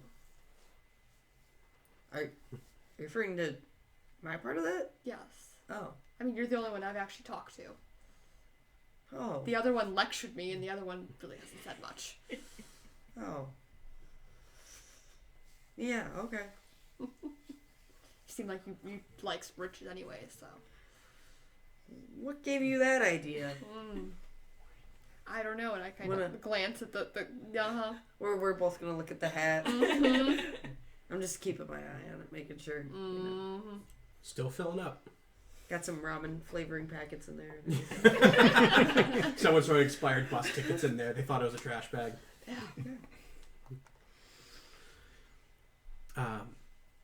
The one weird thing you noticed in there was kind of like a really nice, like an out of place nice button.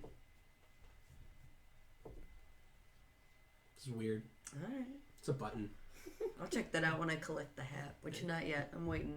There you go. Maybe you can use it to Man, button your hood. careful, Icarus. Flying too close to the sun. The button's gonna get me in trouble, man. Gonna press the button, and it's actually one of those things you get at Texas Roadhouse. It vibrates when your table's ready.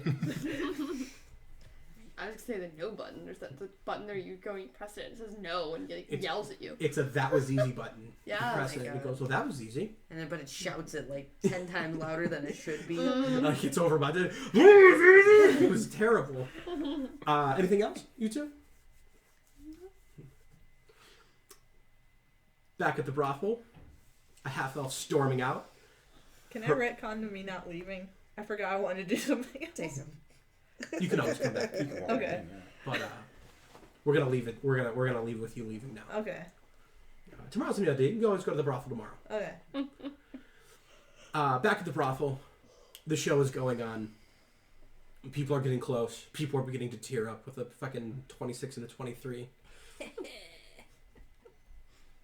And as you're singing through this sad, sad song, which you're doing well, the sadness, the sultry, but you remember it's distant, and it's maybe something you've been putting off, or maybe just your sake. But you did smell it again. It was a long time since you had smelled that desert lily. You had been performing for a time. You'd learned to live without. You and your mom were offered jobs by the local lords. Just a couple dinner parties here and there. You came in, you were fed scraps. You were given what they would like to call pooled wine. It was whatever wine was brought back. The servants, they would pour it together in a larger jug, and they would drink it. It had mixed results. Mixed results. You weren't entirely sure that these weren't the spit buckets. But free wine was free wine. Now and forever. But you remember those days of performing and learning and furtive glances off to the side. And you can remember that time you smelt it. You remember all at once those words you'd said. The smell of destiny, love at first sight. You can remember that smell the last time. And the first time you had walked into the lady's bedchambers. And your heart burns. It burns with sadness and longing and rage and passion, with need and desire. It all burns at once, and it feels like it could just explode. And when you're coming to the highest part of the song, when you come to the grandest part of the song, that fire burns in you brighter than it has in a long time as you think about that first time in those chambers. What do you want to do with that? In the middle of your song. Man.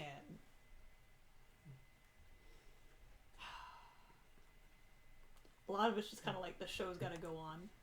I've made a lot of efforts over the years to try and control those feelings.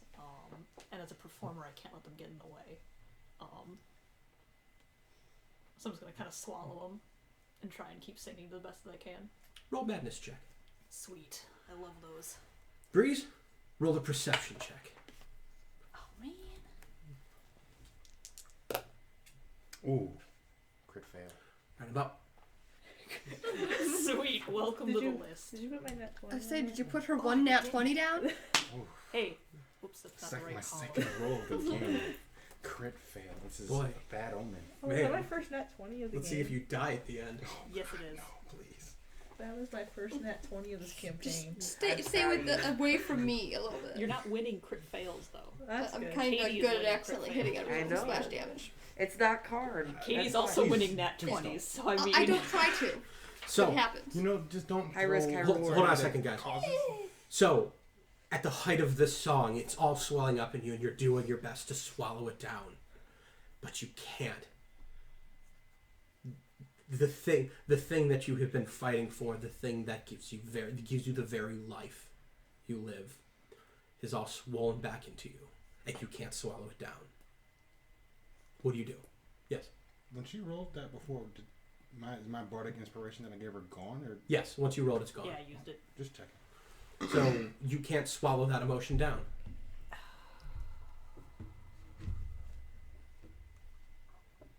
I'm gonna kind of change the pace of the song. Okay. I'm gonna try and do it a little subtly. So as I'm doing it, you can maybe pick up on it. Although Crit failed. if his perception check applies to this, That was something else completely. okay. But I'm gonna try and bring it around to something more familiar for my old sake. Okay. Go ahead and both of you roll performance checks with advantage. I was using the lucky die. Oh my god. I So- even looked away. My best one was a. Can I redeem my inspiration? Do you have one? Yeah. Give it a roll. If you roll another fucking 2. Did you roll two twos? There we go. I did roll 2 2s in a row. So that is a Makes you a ballerina. 24 instead. That was worth it. 24, would you roll? 10. 10?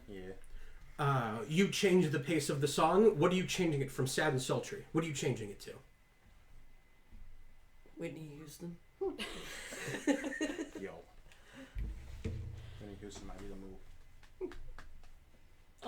To something more familiar to me, something that I would have performed at more, during those times.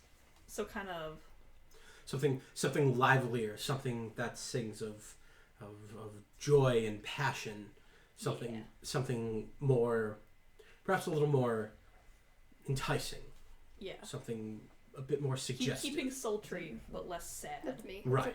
It's okay. With that build, Did I pass or fail my check?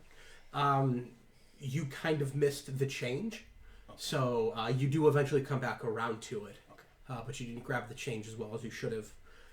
But you bring it to the height of the song, and when you bring it back down for slow finish, everyone is silent. And eventually people just kind of stop and they look at one another, and you just get a small clap. And it doesn't, and you've bombed before as you're a performer, it happens. There's something different about this. It's a quiet clap, like people don't wanna break that moment that's in the air now. Between the two of you both being performers, you know that's beyond a standing ovation. Good. Can I roll a perception check to see if from behind if I can see like any emotion in her or anything like that? Roll an insight. Insight. Okay. Do I have? I do. It's gonna be 5, 8, 9. You can't really tell as you're kind of looking, as you're kind of seeing her from the back.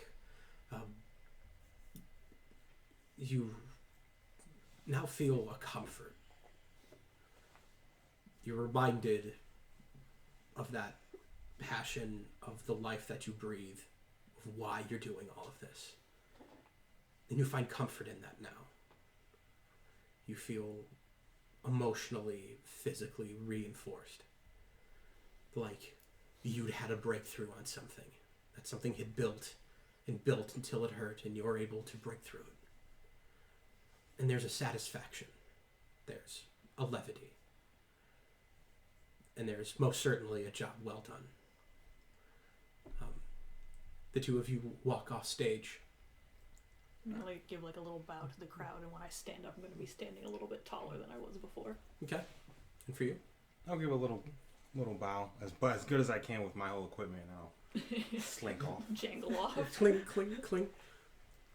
As you walk off stage, the silence is beginning to break. chatter starting to come back a little bit. You guys look over and you see a furious pirate woman yelling at a couple people. But there's a loud sound, a crashing noise. It sounds like this moment in time, this stained glass moment is just shattered by a cannonball with furious screams of panic. Hey! You can't go up there! You hear the voice of the dwarf woman. I told you I'd come up for you! You better get down here! The voice retorts, No, I'm invited! And barreling up through the stairs, there is a large tabaxi dressed in a beautiful gown. I know one of the musicians! You can't do this to me! And seeing him, I go, Frisky! It's Breeze! I'm sorry! And he runs to you with his arms extended wide. And I put my arms down. He stops about halfway and goes, No! And he is immediately tackled by the dwarf and brought to the ground. His claws extended, he grabs onto the deck and he says, You won't have this party without me! I deserve to be here! And she's just grabbing his legs and dragging him back down. And as she's dragging, I'm like, hey, you owe me 5 gold. And he looks and goes, You!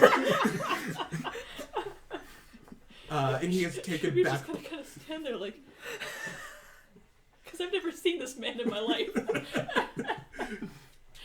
And he is drugged below deck. I'm so happy. Cass, Yes. you've gotten back to the bar. Oh yeah. You open the doors and you see Kaz in a rare moment where he's composed. No, he's not composed. He's shaking his butt at the crowd again. No, but his legs are fully saddled and he's jumping back and forth, singing what could only be offensive to anybody else, unless he was doing it as well as he did. But he is on stage. It's fairly dark. He's just up there singing boats and hoes. You can tell that She's anti, so maybe. he's playing a very kind of like a very sea-worthy tune, but he's just gibbering. Like never have you ever heard him sing something like this. And he's just gibbering and people are enthralled by it. What do you want to do? I'm gonna find an empty table, or not an empty table, but like an empty chair. Okay, you can find one near the back. Just start throwing your hips around. Actually, no, I'm gonna go to the bar because I need a drink. Okay. A grizzled human is at the bar, and she looks to you and she says, "Tough night. Yeah. I got what you need." And she comes back from behind and she puts a glass in front of you and it's on the house. Thank you. You're welcome. She walks away. I'm gonna drink it. All right, roll me a Constitution saving throw. As we see what happens if you succeed or fail Jungle Blood. I knew it! Oh my god. This is what you get. Oh, that's I figured. Mm-hmm. Accepting drinks from strangers. Hey! Hey, that is 21. Fucking crush that. I guess we don't find out what happens. You drink this down, as it seems to be an amount that you don't sip on, something you just kind of shoot really quick, but a bit more. I think a double shot and a half.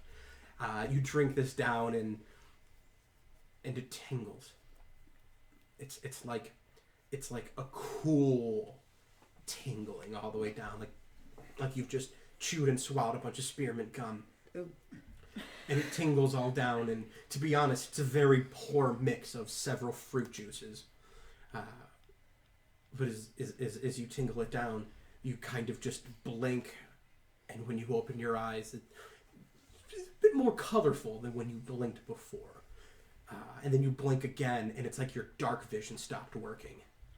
Then you quickly shake your head and blink again, and it's back. But you feel okay. It's taken the edge off. if not a bit worrisome of it. But it's taken the edge off.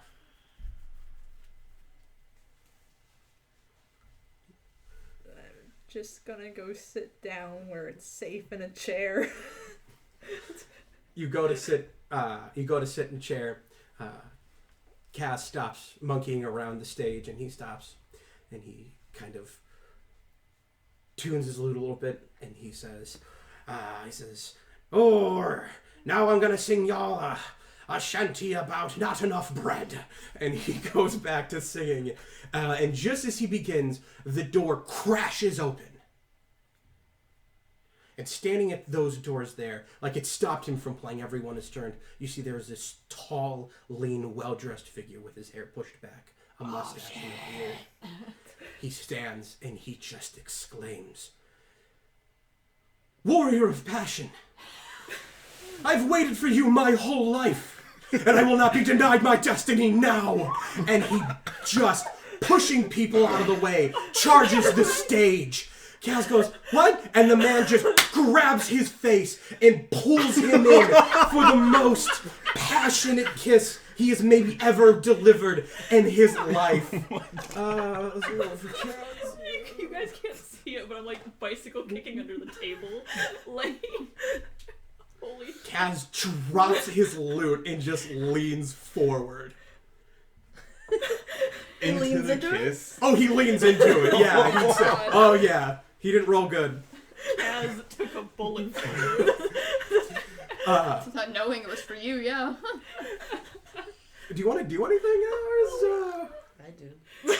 Okay, we'll come back around you in a minute, Addy. You like beamed his wife in the face with a brush, and he just immediately fell in love. You didn't know it was his wife. There's Listen, definitely not his wife. No. I feel like the only response is just going, "Excuse me?"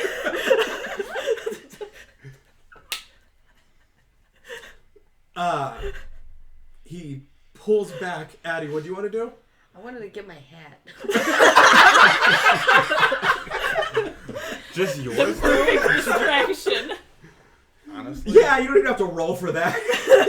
Everyone else is so distracted by everything else. No. See, you said don't be an Icarus. I'm not trying to get too greedy. I just want what's mine. If I was you, I'd get both hats.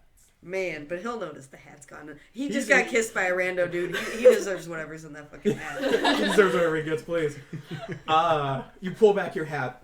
You have 8 gold pieces, Okay. 3 silver pieces, Nice Okay. button.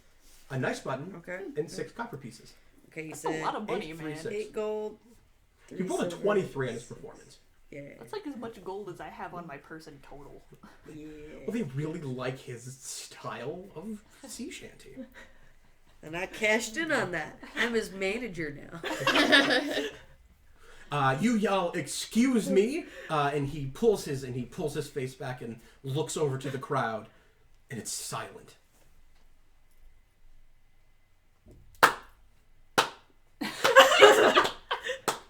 And the crowd just a roar of cheer.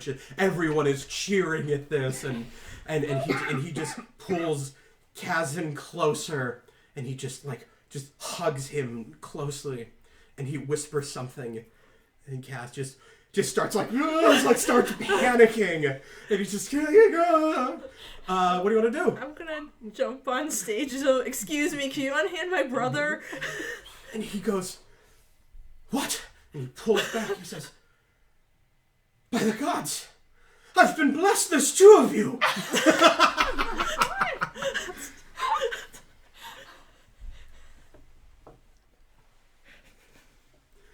Kaz steps back, grabs his lute, he walks off stage. He says, "You were the one on the ship, right? Yes.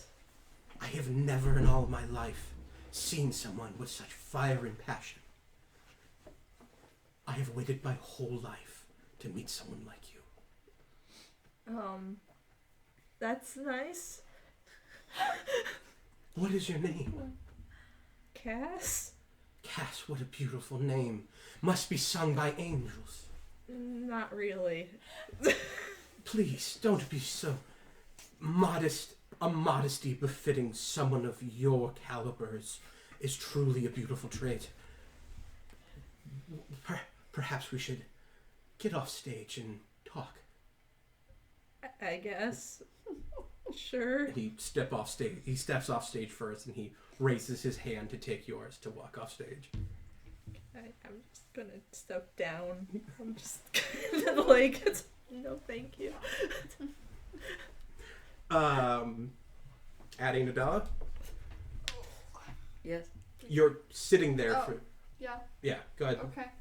You're sitting there and you're watching this. Is there anything the two of you want to do? I like that you're Throwing staring love really interest in hard the at ass. me. But like, no. No? No. All right. Have fun. Thanks. Here's a condom. No.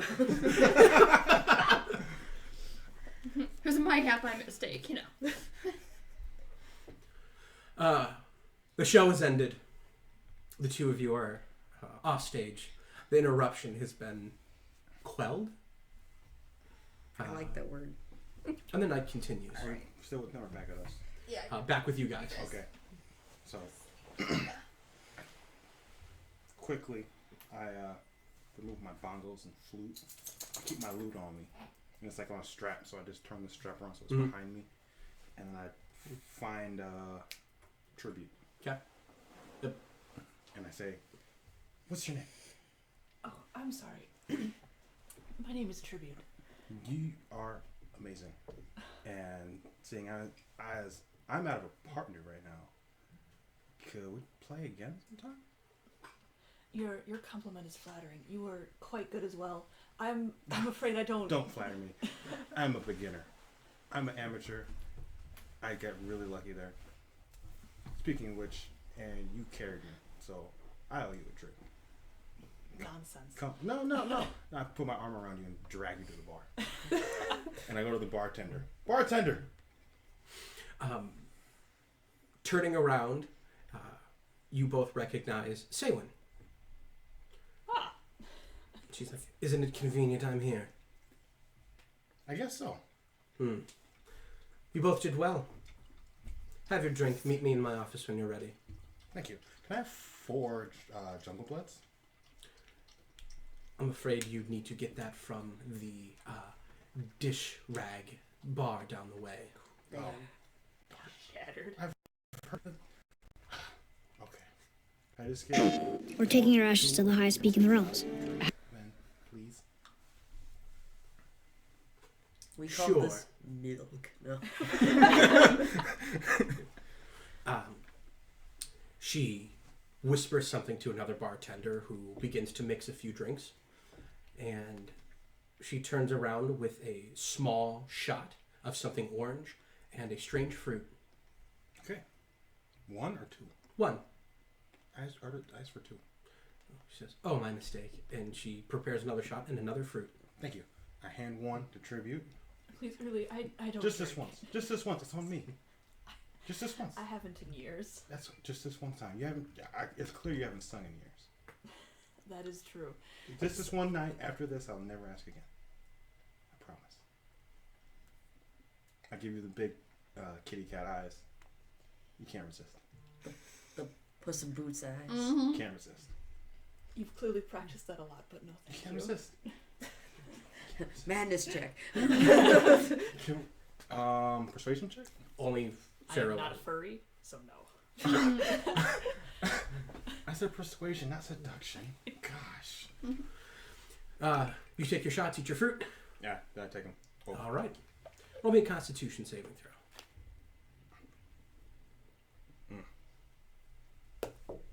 Nat 20. Wow. Okay.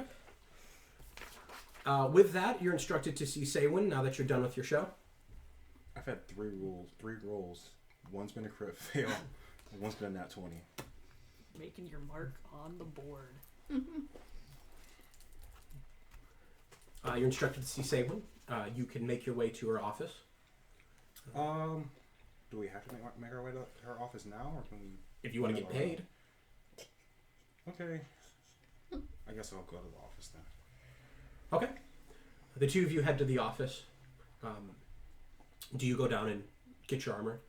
I was gonna do that. Oh. Second. Then I'll go grab. Before we go, I'll go to my chair and put all my stuff in my bag and grab my pack and stuff. Since she expressed such distaste for how we were before, I figured I might as well go ahead and greet her in this. Okay. Good call. The two of you arrive at her door. The door is cracked open as if she were expecting you. I'm gonna knock on the door frame anyway. And I'll just walk in. I knock on the door frame. He walks in. I stand there like with my fist in the air. I look back like, what are you doing? Polite and impatient. What an odd couple, you two. You did very well for the night. I could not have asked for better. Your friend, however, I think she did the best.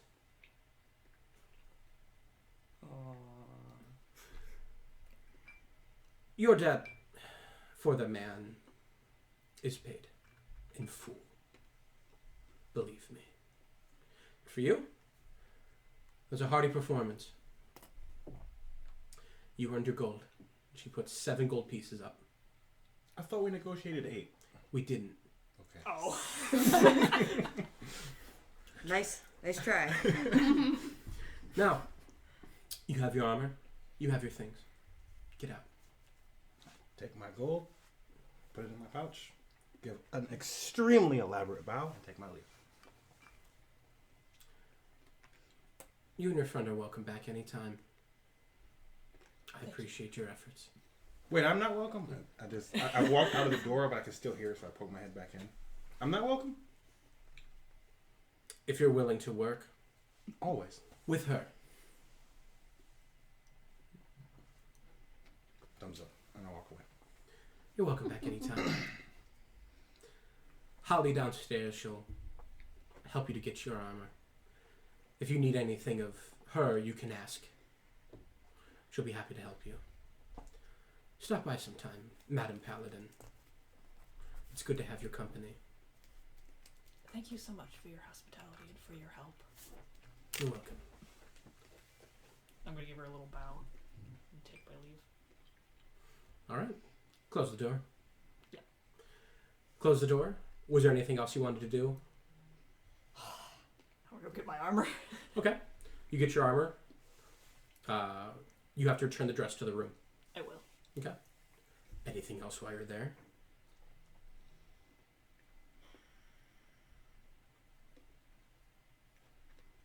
Nah. All right. Just wanted to check. And the two of you meet outside. What do you guys want to do? I want to walk over to the other bar. Okay. Back to the shipwrecked. Yes. How late is it? You're probably coming around to be about 1 o'clock. The night's still young. Plenty. I suppose. I'm a Oh. cat. I'm mostly nocturnal. I meant to ask Holly where Cass was. Oh, she would tell you that. She stormed out.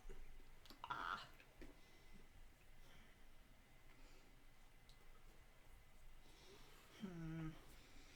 I guess I'm gonna also go to the bar, if only because I want to see if that's where Cass is first. Okay. I want to make sure she's okay. The two of you get to the bar. You see Cass sitting at a table with a pretty well-dressed man. He has been very flattering of you. He has spoke of his journey of traveling the seas, of having a dream that he would meet of a warrior whose heart burned so bright that it would push away the darkness of the bleakest clouds, of the greatest evils, that passion could burn so bright that it could grow trees from sand.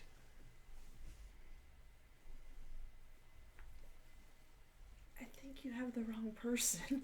And you just cannot convince him of. You know what? Roll a persuasion. Let's see if you can convince him of this. Wait, why am I rolling that? I don't have That persuasion. that it is his life's work, and that you are clearly the goal that he's worked his life to. 7. Nope. He applauds your modesty. While this is happening, I just walk up to the stage. I'm not playing anything. I'm just on the stage. Okay, you walk up to the stage. I already have my hat. Yeah. He's grabbed his hat. You're up on stage. You're up by the stage. I set out aside an empty little sack Okay. in front of me, very Okay. close, clear view. And I, in a nice loud voice, I say, so, I'm going to play you guys a song of my people. A song I've heard many a time around many a campfire. So, here's Wall of Wonder. I'm going to roll to see if you die instantly. Let's take a look. No, I don't know. For some reason, when you Yeah. thinking that you're Tabaxi, I suddenly got like the start of Circle Life stuck in my head. I don't know why. That's a non-nat 20. Okay. I thought you were gonna like start singing the Nyan Cat song or something like. Oh, The meow my people have many songs. Did you put your armor back on? Yes. What's your AC? 13. Okay. I rolled an 8. Does a 23 hit your armor? Shit. A bald human who looks a lot like me throws a glass of water at your fucking face for playing Wonderwall in my campaign. Everyone give me all of your D8s. Can I roll a, No. What's the check to say I can dodge it? No. It's the world's biggest glass. It shatters and you die.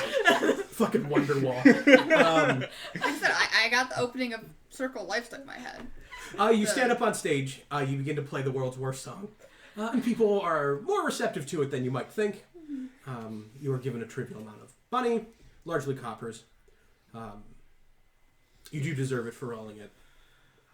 But this is really kind of rounding out the night, and people are beginning to leave. As you play them out, you are going to get Should have played closing time. 13 silver pieces, which amounts to a gold and a silver. Cool.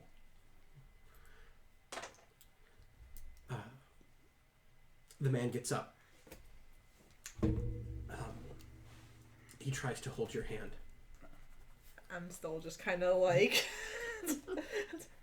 And he says, "My name is Lorenzo.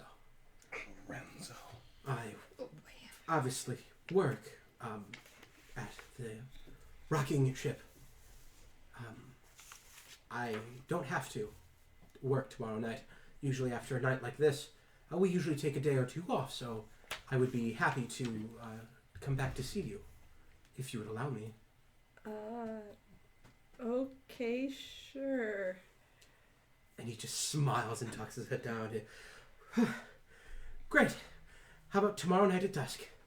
Okay. It's a date. And Wait, he turns and what? walks away. What? Do I see her look of a woman in distress? Roll an insight.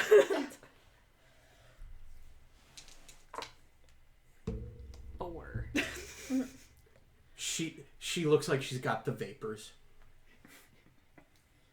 Then Kaz comes over and says, I see you shook your hips. Yeah. Yeah.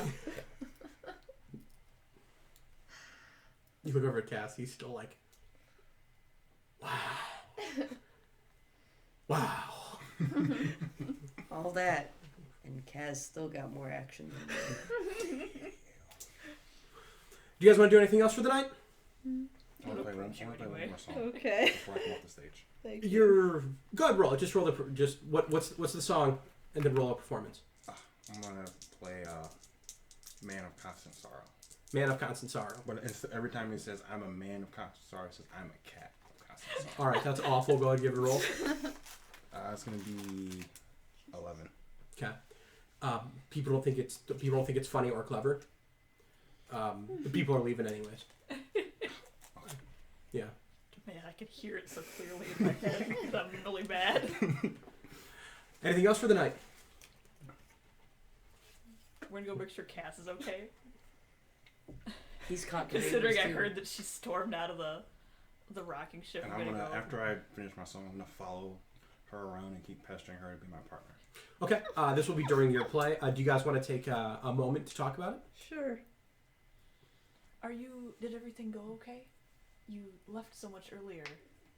I threw a brush at someone's face. You what? Well, I'm just tired of cleaning up shit for other people. I just got so angry about people thinking they're better than everyone else, and I just may have accidentally thrown a brush at a woman's face. And now some guy thinks I'm like a warrior of passion. I think I said yes to a date that I didn't want, and I don't know if anything's okay. I drank a really weird drink that like did things to my eyesight. It's been a bad night, Tribute. I'm gonna like put my hand on your shoulder. If it means anything, I don't think the captain of the ship is angry with you.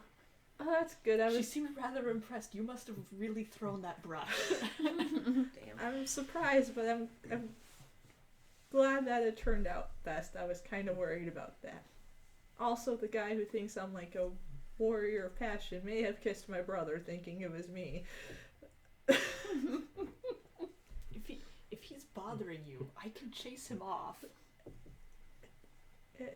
He seems confused but harmless at the moment. I'll take you up on that offer if it gets scarier.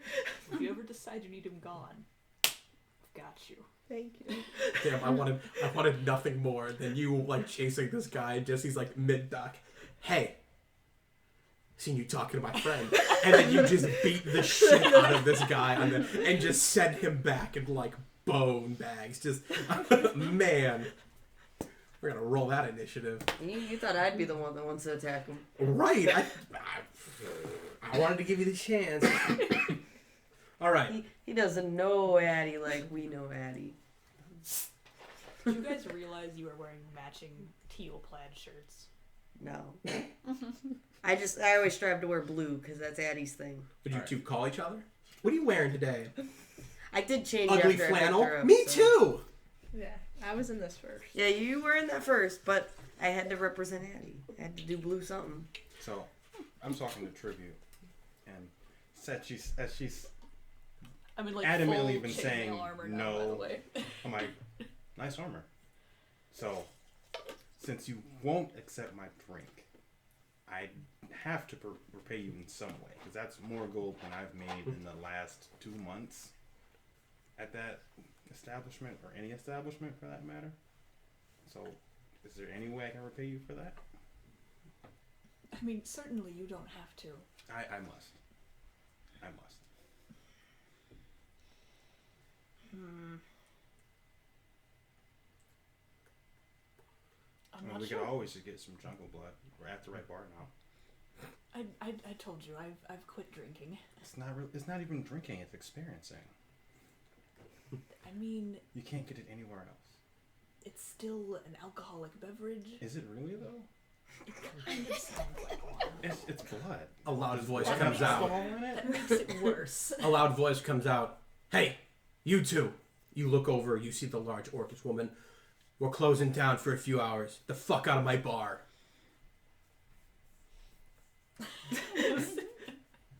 Alright.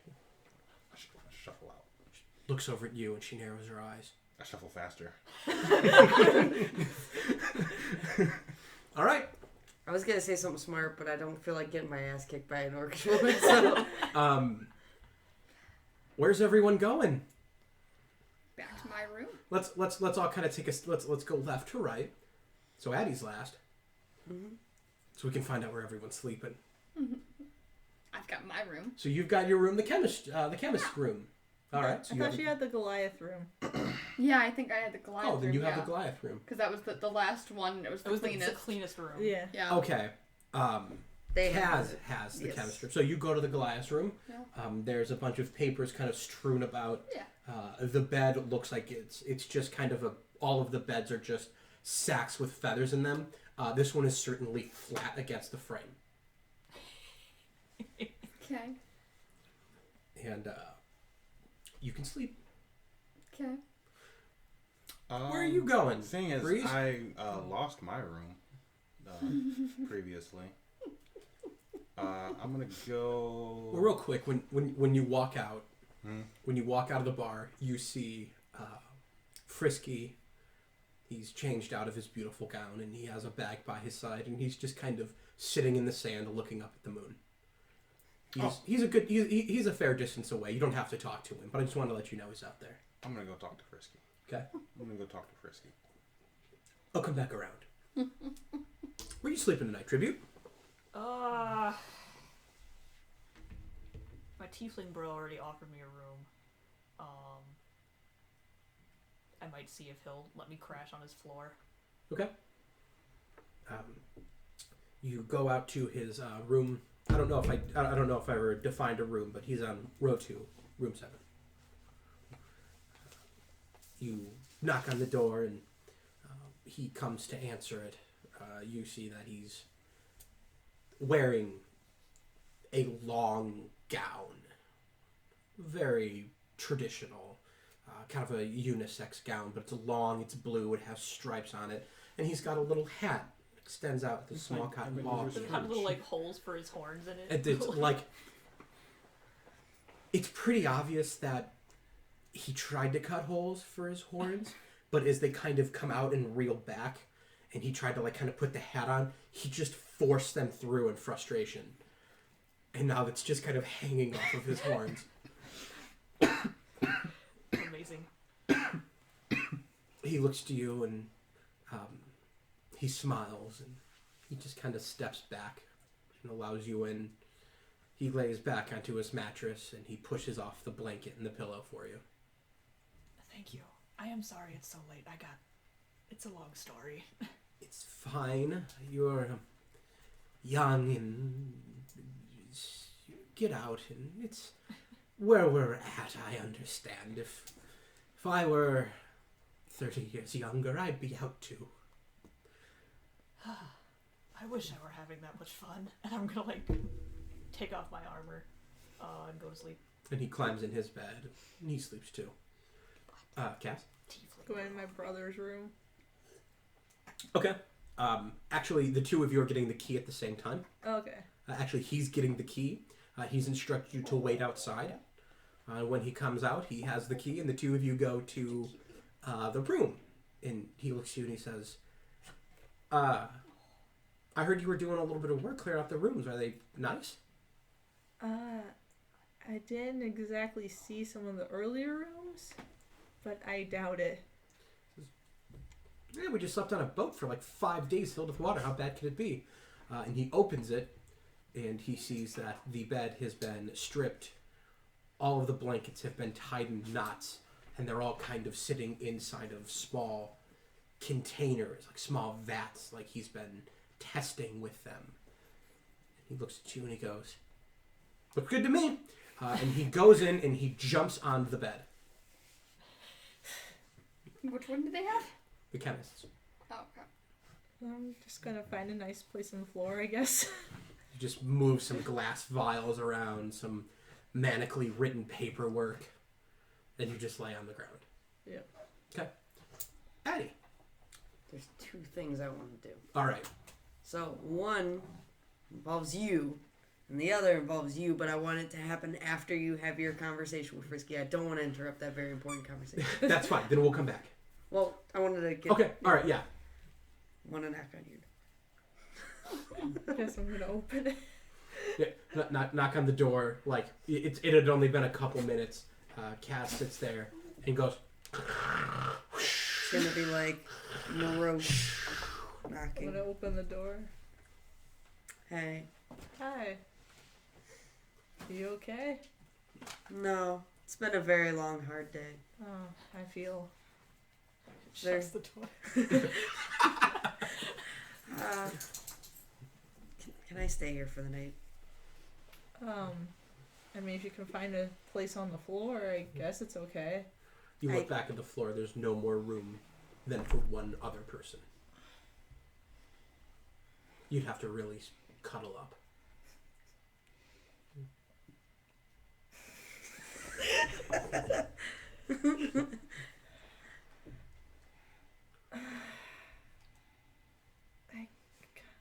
You have nowhere else to go.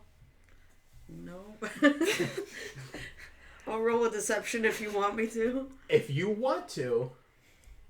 Do you want an insight or I feel like you wouldn't have a reason to lie. Right? Not me. Okay, fine. Thank you. I'll be back in a little bit. I have some business to attend to, but I'll be back. Okay. And I really appreciate this. No problem. I'm gonna walk away, and then you can. Kaz is like sitting up in the bed, and he just kind of very calmly gets up and goes, "You've had a hard day. Why don't you take the bed?" You sure? Yeah, I mean, I just was cutting fish heads, but I had a great performance. Why don't you take the bed? Okay.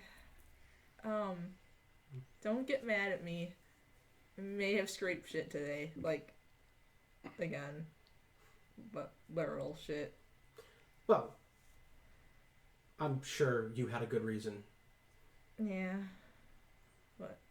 You know, you're not the. I don't think you're the type of person who would go back to that life. No, I kind of threw a brush at someone, so that's out. Did you hit them? Yes. Did they die? No. What a shame. Who knows? That might have counted. Counted what? You know. Oh, list? right, yeah. Does it say on there, throw a brush so hard you kill someone? No, it doesn't. I Oh. don't think that falls under any of those categories. Mine did. I said, who could throw a brush that hard? Sure it did. This is, is she coming back? Yeah, he's got nowhere else to go, so I said he can sleep on the floor. And he lays on the floor and he goes, okay.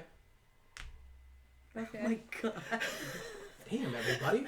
They want to get up and do some aerobics just to crack everything? Maybe we should. He sits on the floor and he just kind of spaces out the floor and he moves stuff so that there's space for Addie. How sweet.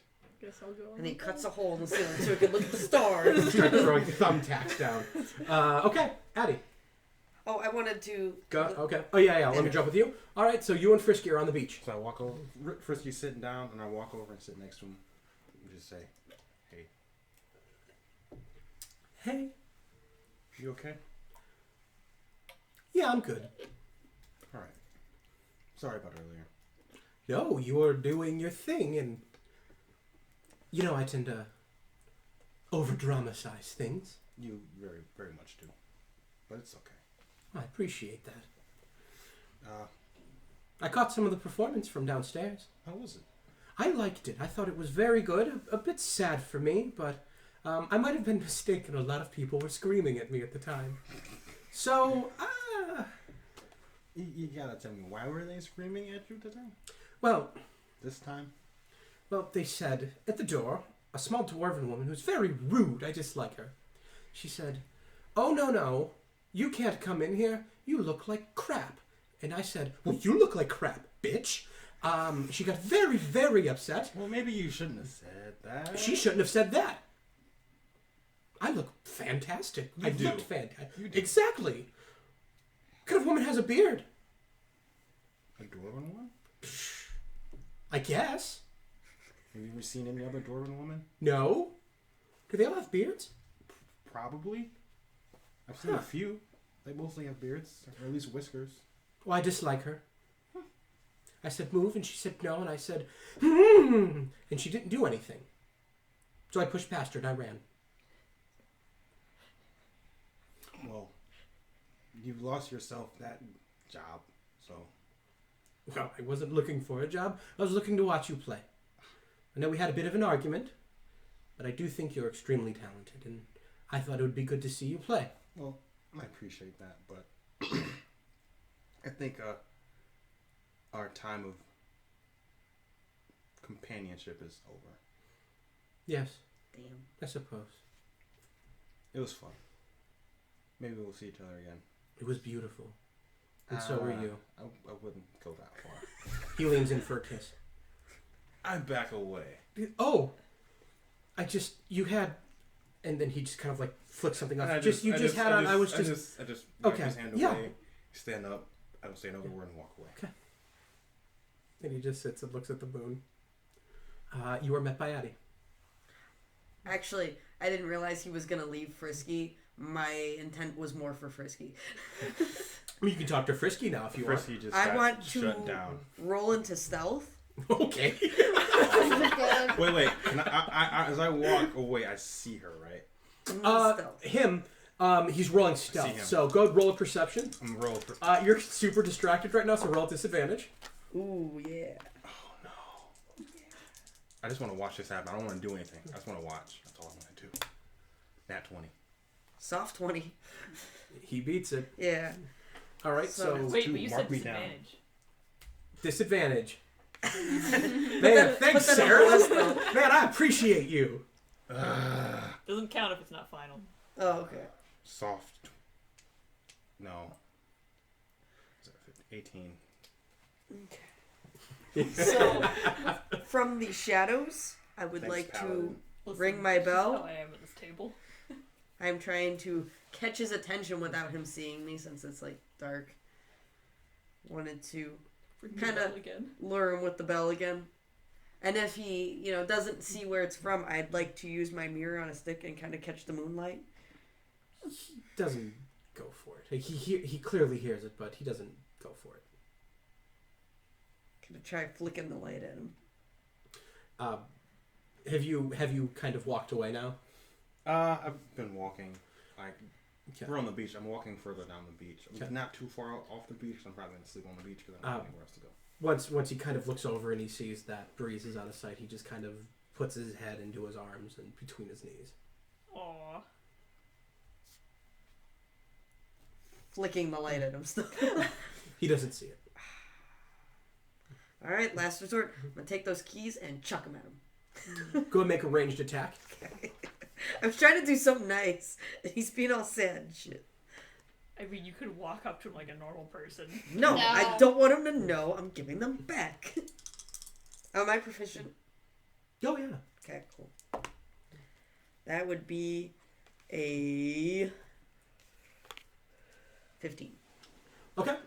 You throw it and it just bounces off his back.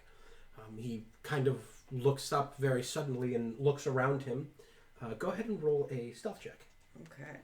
He is looking hard for who's to that end, and he will try to perceive you. That is a 19. Yeah, you destroy that. He looks down and he sees the keys.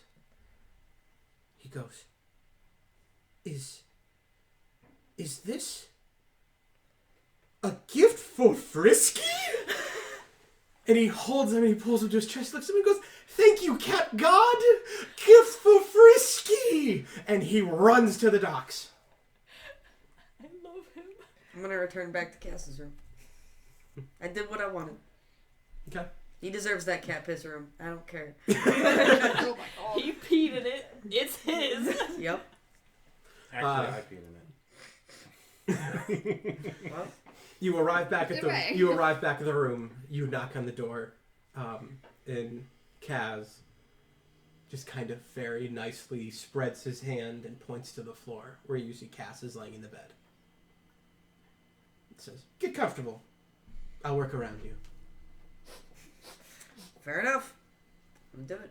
And he lays right next to you. He lays on his side, staring at you. I'm going to turn my back to him and pull the cape around. He puts his hand over. No, I was about to say he starts spooning you. You invited that aggressive spooning. Ready for the struggle, Cuddle? No. He, so everyone finds sleep. Cass. As your hard day ends, as you're nodding off, you return to that memory. The food, of the party, of the fun, all kind of coming to this end. No cakes, no snacks. Terrible breakfast. You remember walking back to the door, your bag full of discarded food. A little hand from the table kind of waves at you. And when you walk over to it, you see Kaz. And in his hand is kind of a smushed, folded cupcake. And he sits down and he tears it in half. And he gives you the half. Aw. and you both sit behind the table and eat. Everyone finds rest. Wait, where do you go? I'm just sleeping on the beach somewhere. Okay, I think that works well. I don't have a place. I got kicked out. I feel like you kicked yourself I out there. stormed out, and then Tristy got kicked out. Laying on the beach at night, you find no disadvantage. It's actually a bit preferable to you. You feel Reminds me of home. since the night started, you've been having an ache to be closer to home, and sleeping on this beach on Yondir at that moon, you feel connected somehow. The morning comes. The market's back in full swing. Come to around 9 o'clock. You all wake up, don your armor. You have a date tonight, Cass, and everyone has something they want to do today. The job board is up. Adela, you're supposed to go down to the docks to talk to the dwarf. Before we ended this, Cass and Tribute were supposed to try to talk to the rest of your friends, try to get them to go along with the job. But if there's anything else you guys want to do, inquire about, talk to anyone, let's talk about it. Let's start with Addie. Is there anything specific you wanted to do? No, I had a very perplexed face when you said everyone wanted to do things. I was like, I did? I mean, I was hoping you'd refresh my memory, because I didn't think I did. You wanted to go hunt Kenju. oh, No, I had decided against that when it was I had murdering people for their blood. yeah. I Oh, mean, clear, I it's not originally tried to people, tell like- you we like could we're- both, but Okay, all right. It's just giant lizard monsters. Not my kind of thing. Okay. Is there anything specific you want to do, or do you want to head to the bar for breakfast? Bar for breakfast. Okay.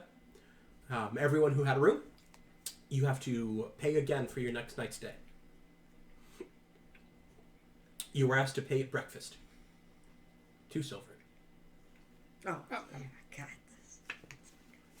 I slipped Lestelle a silver since Ah. I stayed in his room that night. I got our room for tonight. You okay with that? Since you let me sleep there last night. Yeah, sure.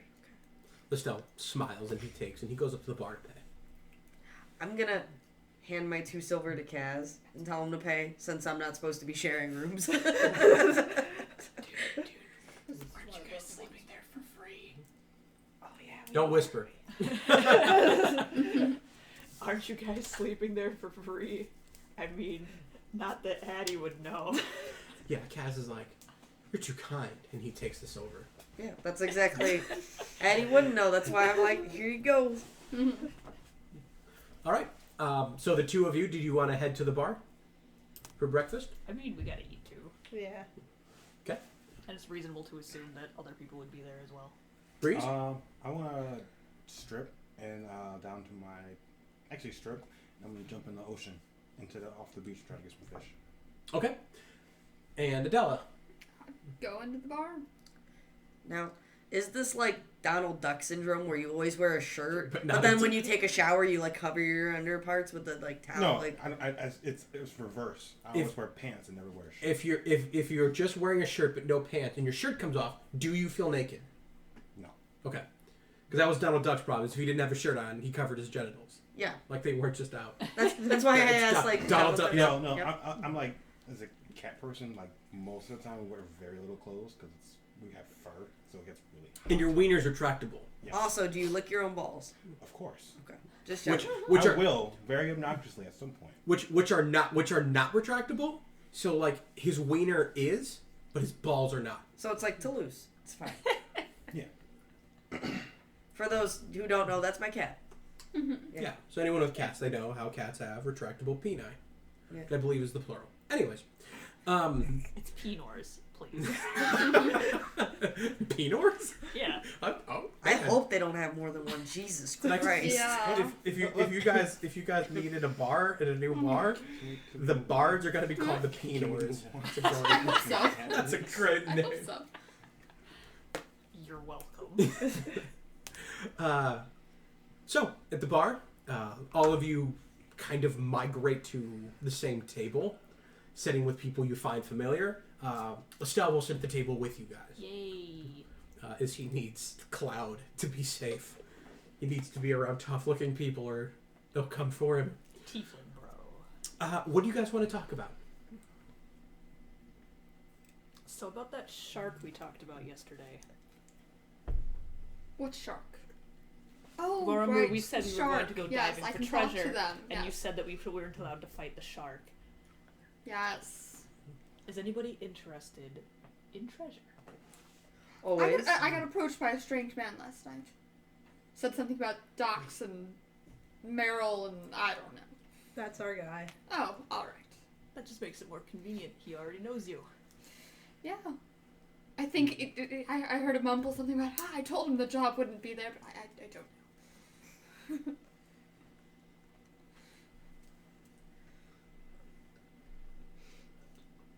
So we're all in? Did you have plans for today? Cass, what are you doing? I was gonna do the treasure today. Oh, that's all you're doing? Apparently I have a date tonight that I didn't want. What? Are you sure you don't need me to, like... Maybe, like, be on I'll be standby. there. Okay. If you don't want this date, why would you? I mean, I feel like you should only ever be with people you want to be with.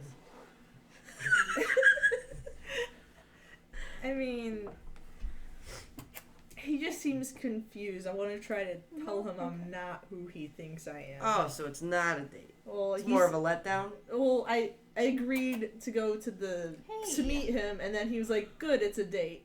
Oh, he did that. That's Yeah. so not classy. Yeah, I know. it's like how some guys in school use that to trick you. Man, it's the worst thing you could do, honestly. It's disgusting. Honestly revolting. I don't know where you're going.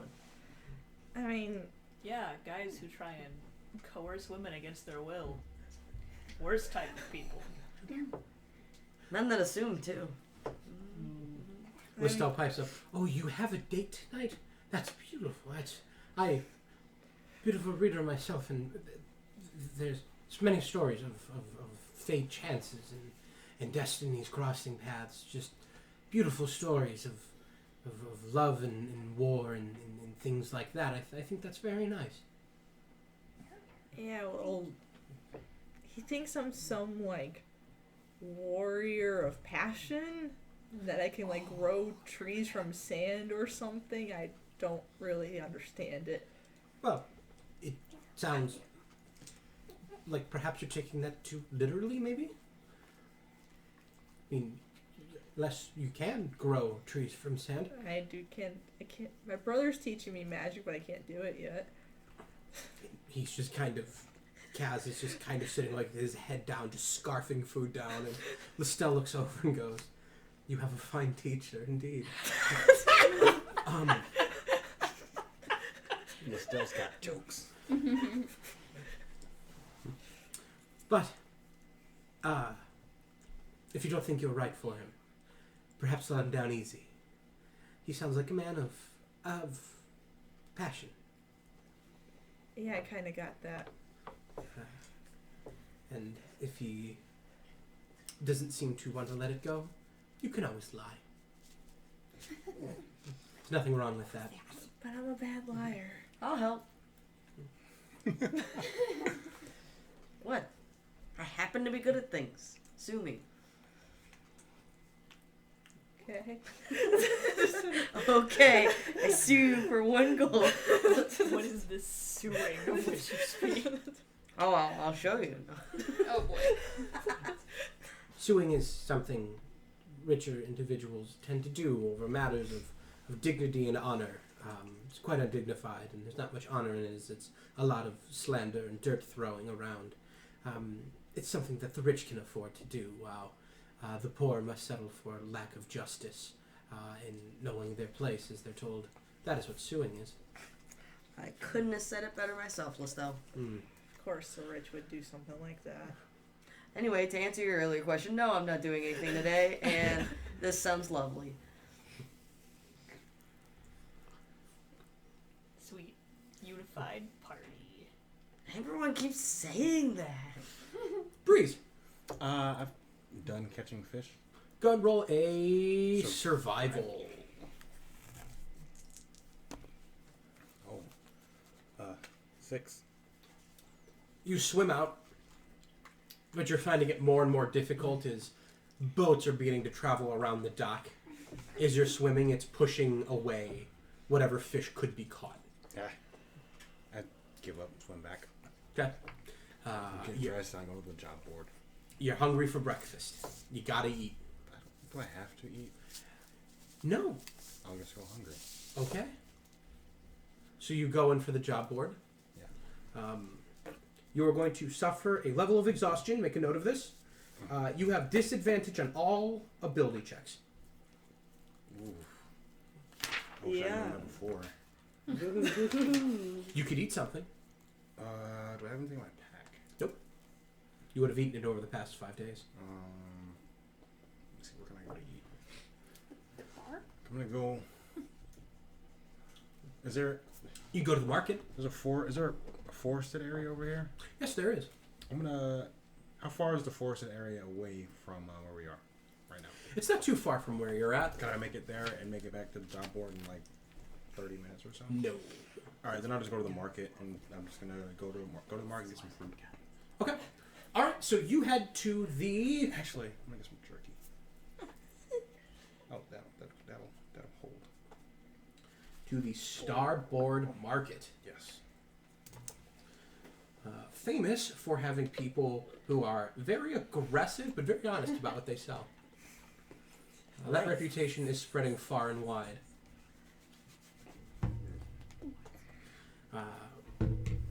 Those of you in the bar, you have decided to go to the Starboard Market to take the job from Muriel. Is that correct? Yeah. Well, everyone who has to pay for their room, deduct 2 silver. I deducted the stuff I gave to Kaz. Okay. 2 silver. And 1 silver from tribute. Done.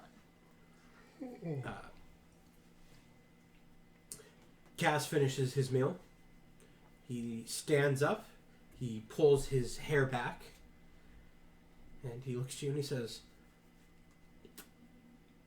I guess I'm going back to chopping heads. Have fun with that. Yep. Um, I'm getting pretty good with it, though. that's good. I'm going to go find treasure underwater with a bowl that apparently has air in it, so I'm sorry if I don't ever come back. That's cool.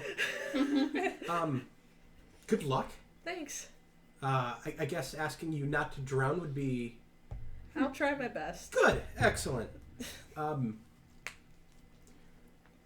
Okay. Yep. And he just kind of pats you on the shoulder and he says, hey, good luck. He's going to give you Bardic Inspiration. Okay. It only lasts for 10 minutes. So use it fast. You should use it. Never mind, you won't see him. And he goes behind the bar. Bless him. What a shitlord, but bless him.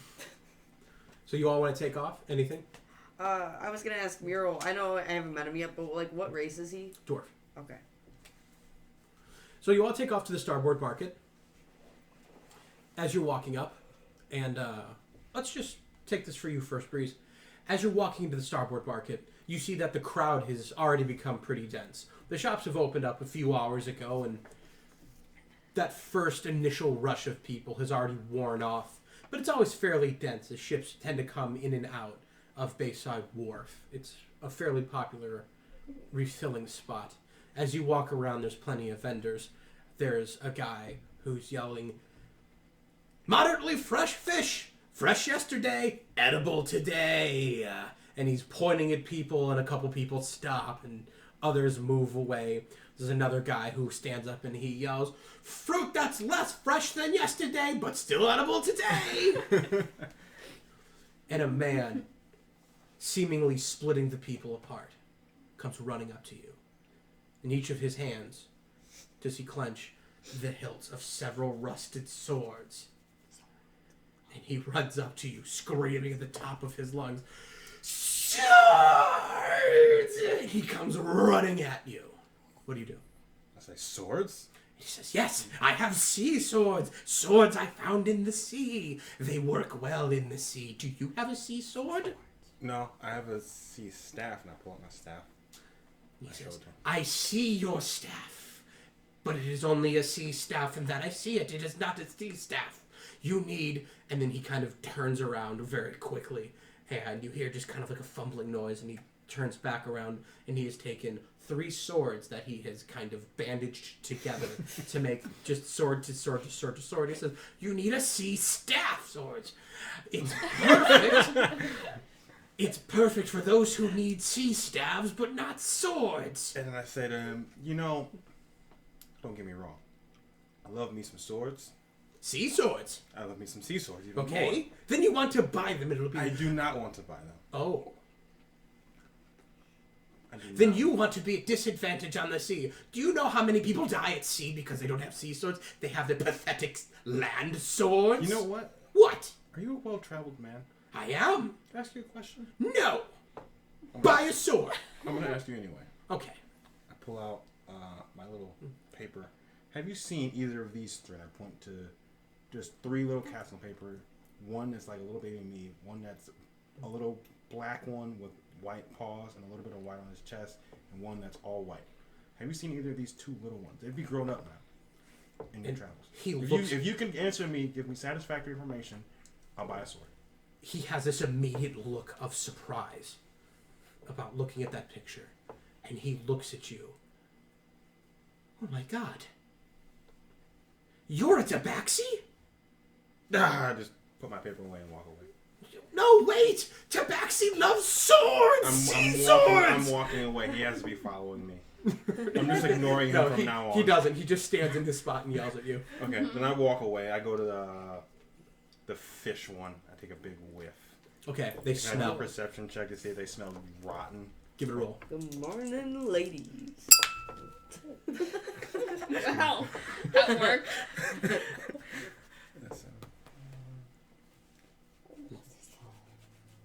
That's going to be 8. 8?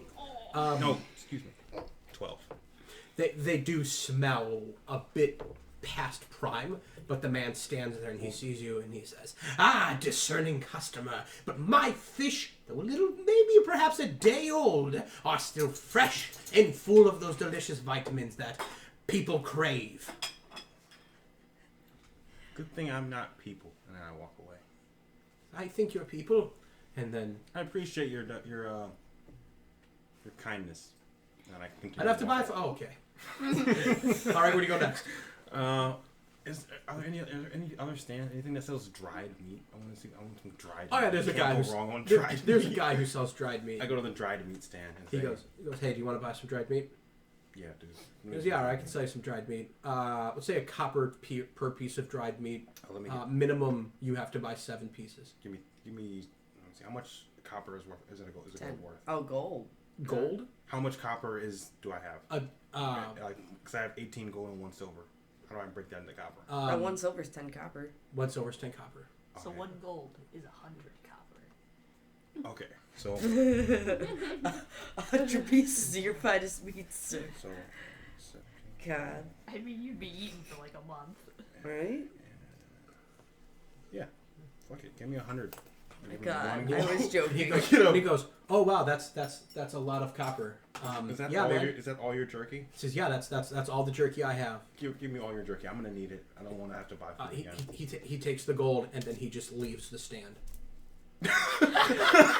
How much jerky is it? It's like a stand full of jerky. Think about like a 5 foot long, 3.5 foot wide, and then from that there are 2 poles that go up on both ends. This is completely made out of wood.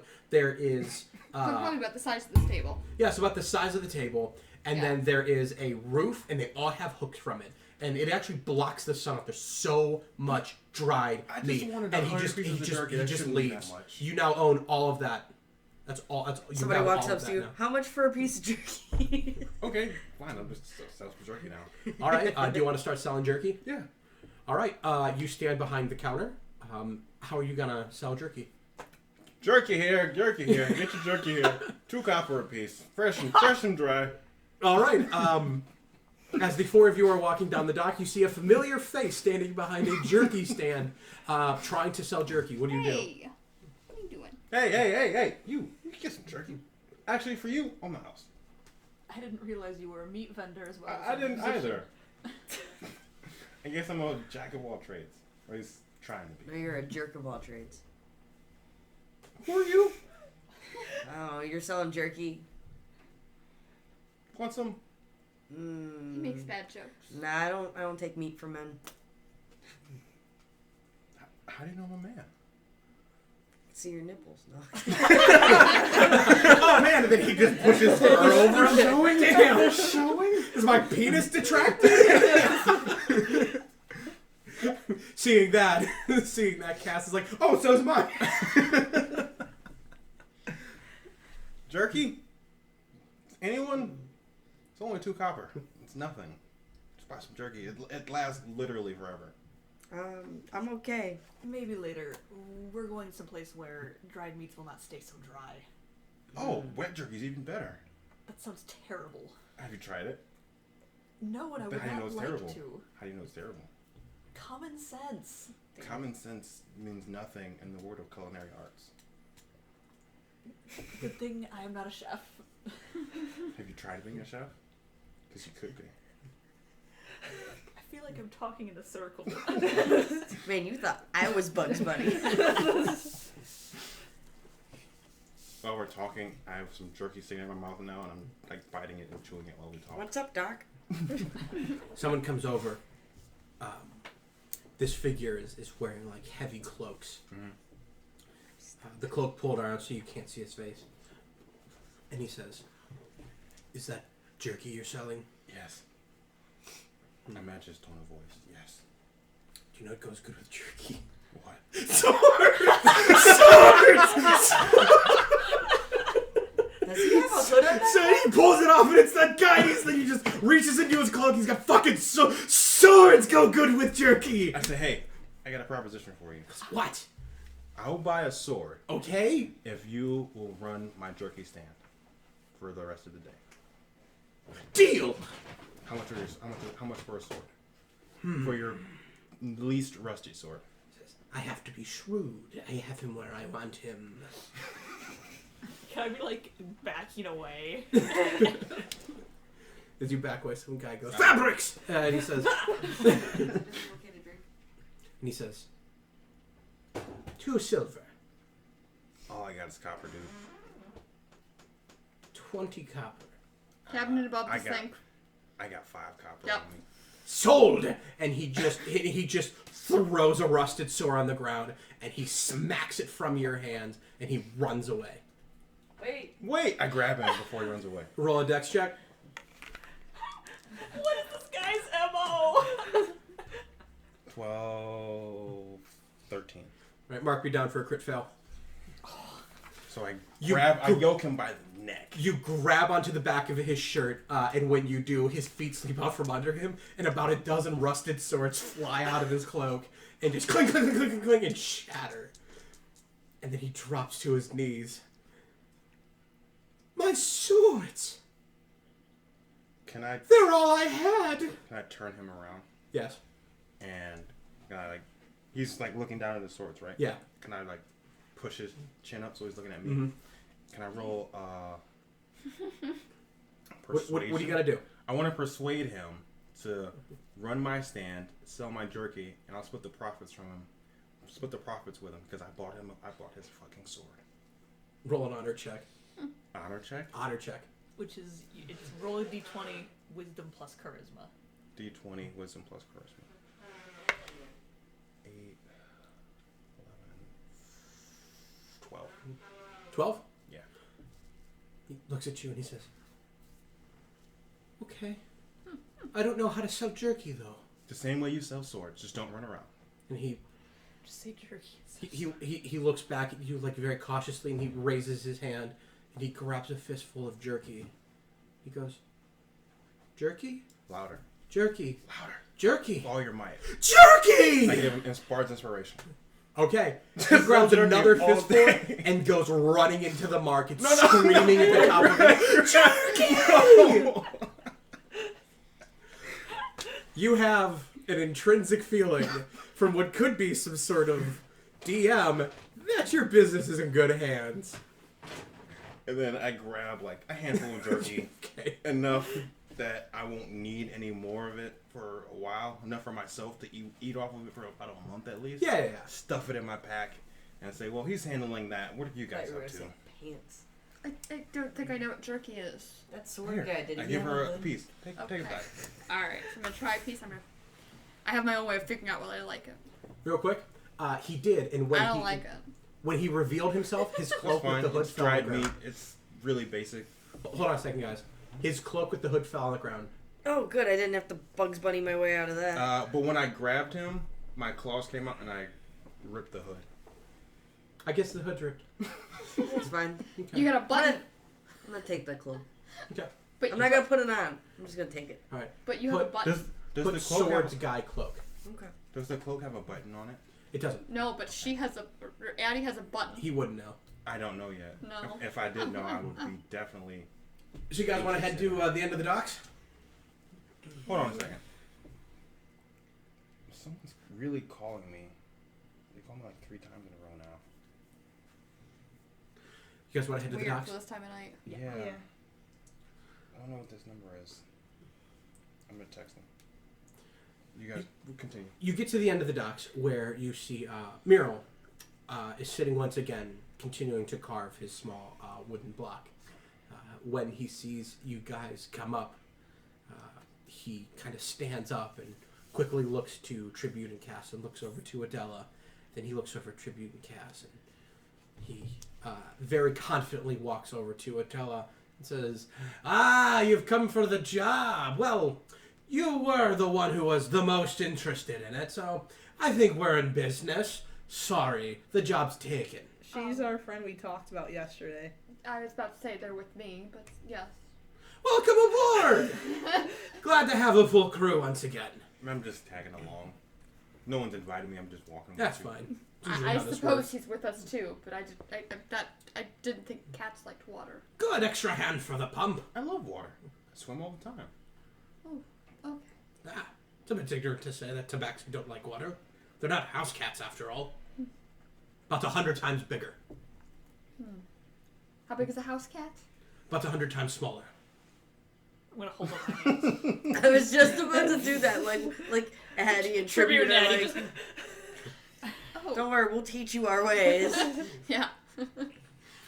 Well, I knew nothing of the service. everyone on board, and he jumps off the dock onto his boat, which sinks down and rocks back and forth. He says, "All right, everyone on. Whoa. We're off to adventure." Hold on. I have to make this. I have to answer this. Okay. I'm sorry. Be safe. Well, everyone board to adventure. You all jump on? Deli. I Yeah. suppose. All right. I'm not jumping on this rickety thing. Yeah, towing. Whether you jump down or leap down, you find yourself on board. There are dwarven-sized handrails that go around the boat. That means they come to what, like our knees? Basically, it's very safe for him. He feels safe. In the middle of this large boat, you see that there are 3 pumps. Attached to them, there are long hoses that go into it looks like a small cabin beneath the top of the boat. He walks to the front and he starts pulling up an anchor, which he just leaves in the front of the boat. And he goes to the back, kind of past you guys, and says, excuse me. And he pulls out of the water what looks like a metal rod. And on each side, it looks like there's 2, in different directions, angled bent rods. And on the end, there looks like there's pieces of wood. He says, Cecil. "If you guys..." And he looks up to the woman with the dog barking. And he says, "Shut that dog up!"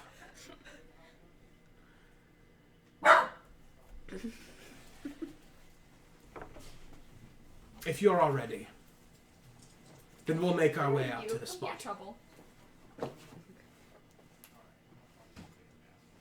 Let him into. My cousins are assholes. Oh, all right. And with your acknowledgement that you're ready, Yeah. he leans back, puts his feet on these small wooden blocks, and begins to pedal. Oh God. You hear the splashing of water as a small rudder begins to spin, propelling the boat. He grabs two handles at his side. Death on boat. Laying on his back, he is propelling the boat forward with a and you are on your way to the middle of the ocean. You move away from the island, and it's not too long before you see that island begin to shrink away. Starting to have second thoughts about being on a boat with the people I almost died with the first I was time. about to say, yeah, I'm like clutching the railing. How do we determine how good we are at swimming? Athletics. Okay. Oh, okay, okay. Oh Thank no. God. Yeah. Tribute is I never worked Tribute on is that. clutching the sides of the boat, which means she is squatting, holding on to very thin railing. I'm assuming I'm like kneeling in the boat, standing while he's propelling it. Praying. You're actually moving at a fairly brisk pace. He is huffing back and forth as he's pedaling. If you guys want to take a minute, or you just kind of want to sit and prepare yourself for the adventure ahead, we can move forward to the spot. Yeah. We took a long rest, right? I can. Yes, yeah. long rest. Oh, good. Oh yeah. Can I have my bars of Now I'm prepared. I still have one. Okay. Ooh. You move forward, and Is he okay? Yeah. He probably just swallows some of his own fur. He does that. after coughing up a lung, Muriel throws up. Oh, I'm so sorry. I get seasick. It's a wonder that I'm a captain. Man, imagine some guy's pedaling your boat and he starts making that noise. Like you're Oh, on, I'd be worried. like you're on a swan with your significant other. Guy's like, please don't mind me, you two. I've been a little sick.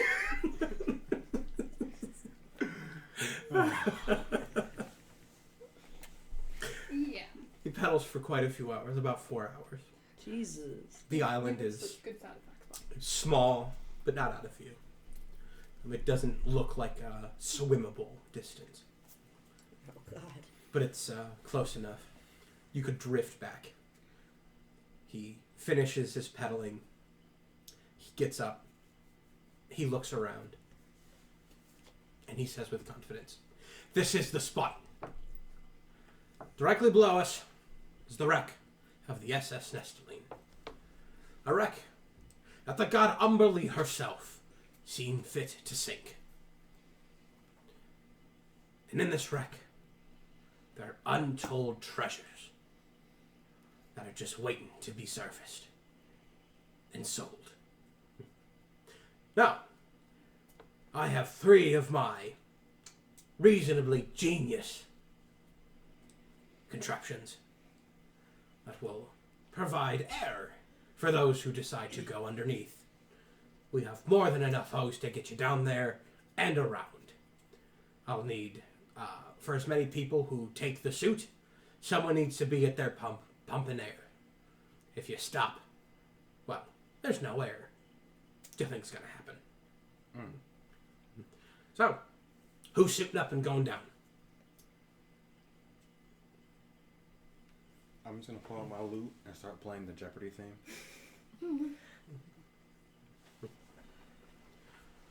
Who's suiting up and going down?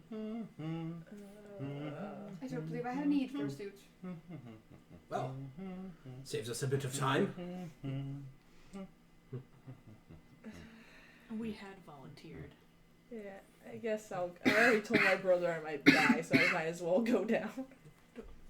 Don't be so fatalistic. You can trust me. Okay, I've got you. thank you. I'll pump for you. He reaches. So who's taking the suits? That is going to both be Tribute and Cass. And I'll tell Tribute. No, this is how we're paid. I'll take the suit. You pump. It's very generous of you, but I'll be fine. I'm sure you will. But I'll do it. Whichever of you is stronger should probably be the one pumping. We'll arm wrestle for it. Well, They want to switch. No, really, I'm telling you to arm Well- wrestling match for the suit. Having opened both small latches, he's Whichever. holding two suits, and it looks like he's shaking something out of one. what's the thing he's shaking? What is coming out of it? Is Everyone it roll a water? perception check.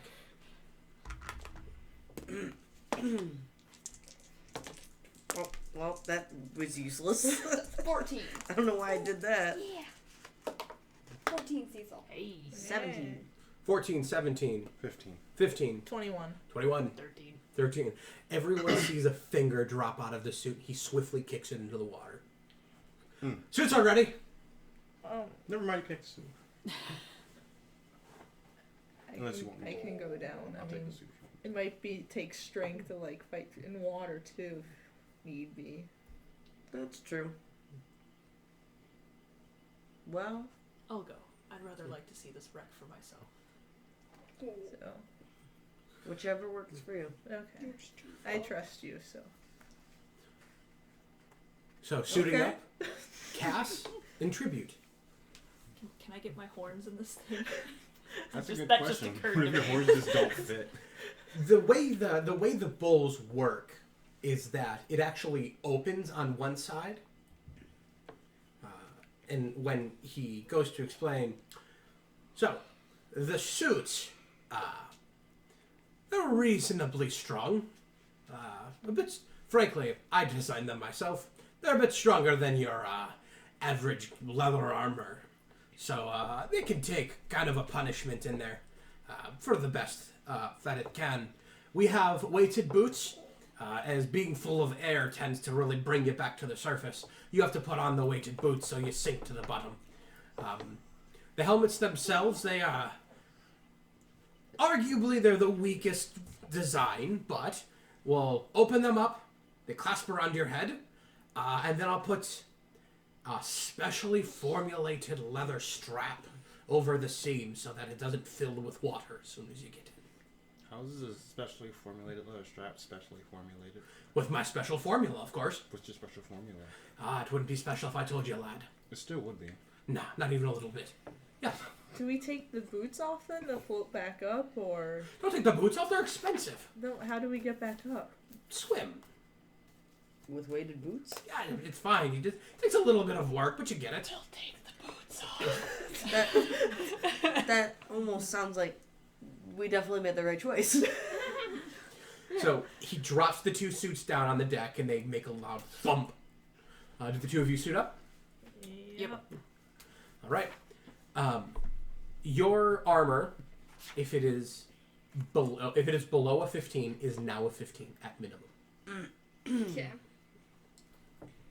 But I assume the two of you have higher than. Now this is without shields.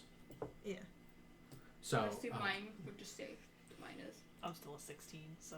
there's no reason you'd put a suit Yeah, on. I'm a 16 also. Well, yeah, okay. You Oh. have chainmail too? Yep. Chainmail buddies. All right. I'm going to stay above deck. Monitor everything up here. When you get down, we should be right above it. You'll see it when you get down there.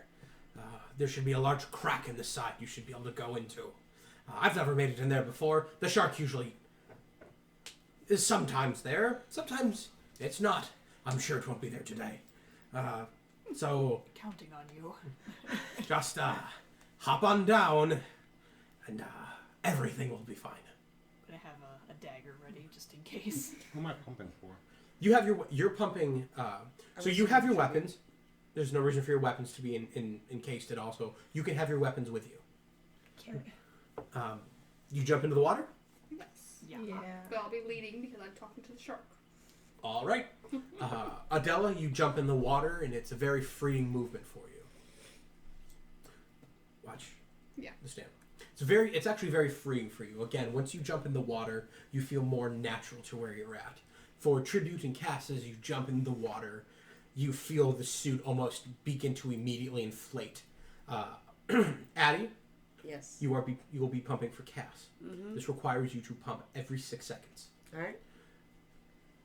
Breeze, you will be pumping for Tribute. Every 6 seconds. Okay. All right. What if we overpump? Let's find out. They start inflating. That's how we bring him back up. You overinflate him. And as the two of you jump in, the suits begin to fill. The gloves you're wearing, like these suits are just like a reinforced like canvas. It's like canvas layered with canvas, and on the inside is layered with leather. It covers your entire bodies down to the iron boots that you had to tie tight around your ankles. The helmets themselves, they have been, they open to their flat and then they close around you, and then he applies a leather strap with a strange formula to it, and then he closes and he turns it so it's not in front of your face. As you jump in, you start to sink immediately. You just start rushing down, actually a bit faster than Adela can follow. This suit, you can feel on your arms and legs a little bit of water beginning to leak in. But, yes. Did I have to, like, shove my tail down one of my pants legs or something? Because I assume this was not made for tieflings. No, but your tail is lean enough that it's in there. But it's just kind of in there. Like, you didn't have to shove it down one of your pant legs. You could, but you're just wearing pants where your tail doesn't have a vent. Uncomfy. Oh, yeah. You're rapidly falling. A little bit of water's getting into the suit.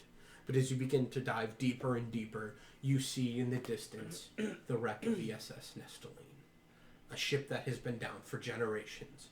It's almost completely green and covered in algae and barnacles. Where a mast once stood has broken off long ago and has been deteriorated. The ship itself is almost completely in pieces. If you look there on the map, ignoring the land bits of it, that is the majority of how the ship looks. Broken apart. Not much left to it. It's still a sizable ship, and it looks like you'll have to be going inside. When you finally hit the ground, Adela, you meet them. You, Cass and Tribute, will be mostly grounded. You will be operating with half speed, as it's very difficult to move. Your attacks will be at disadvantage, as swinging a weapon in this terrain is very difficult as you're pushing against gallons of water, and you have no ability to hear each other. Sweet. Magic will function the way it should, as long as you can breathe.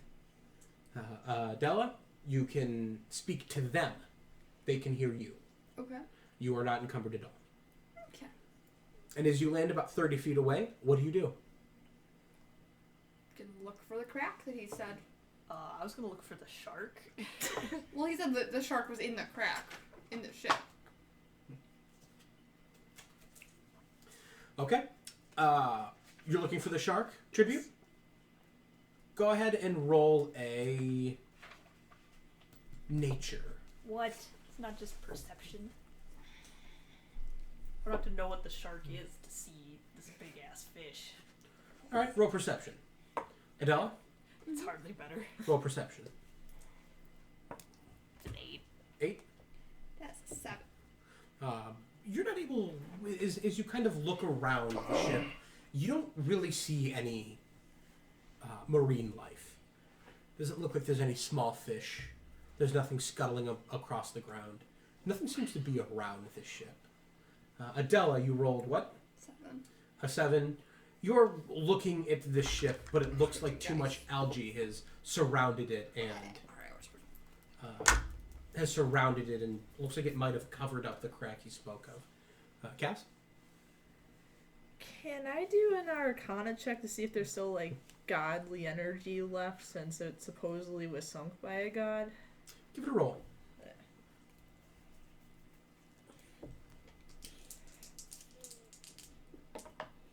Nat 20. Natural 20. And a 4.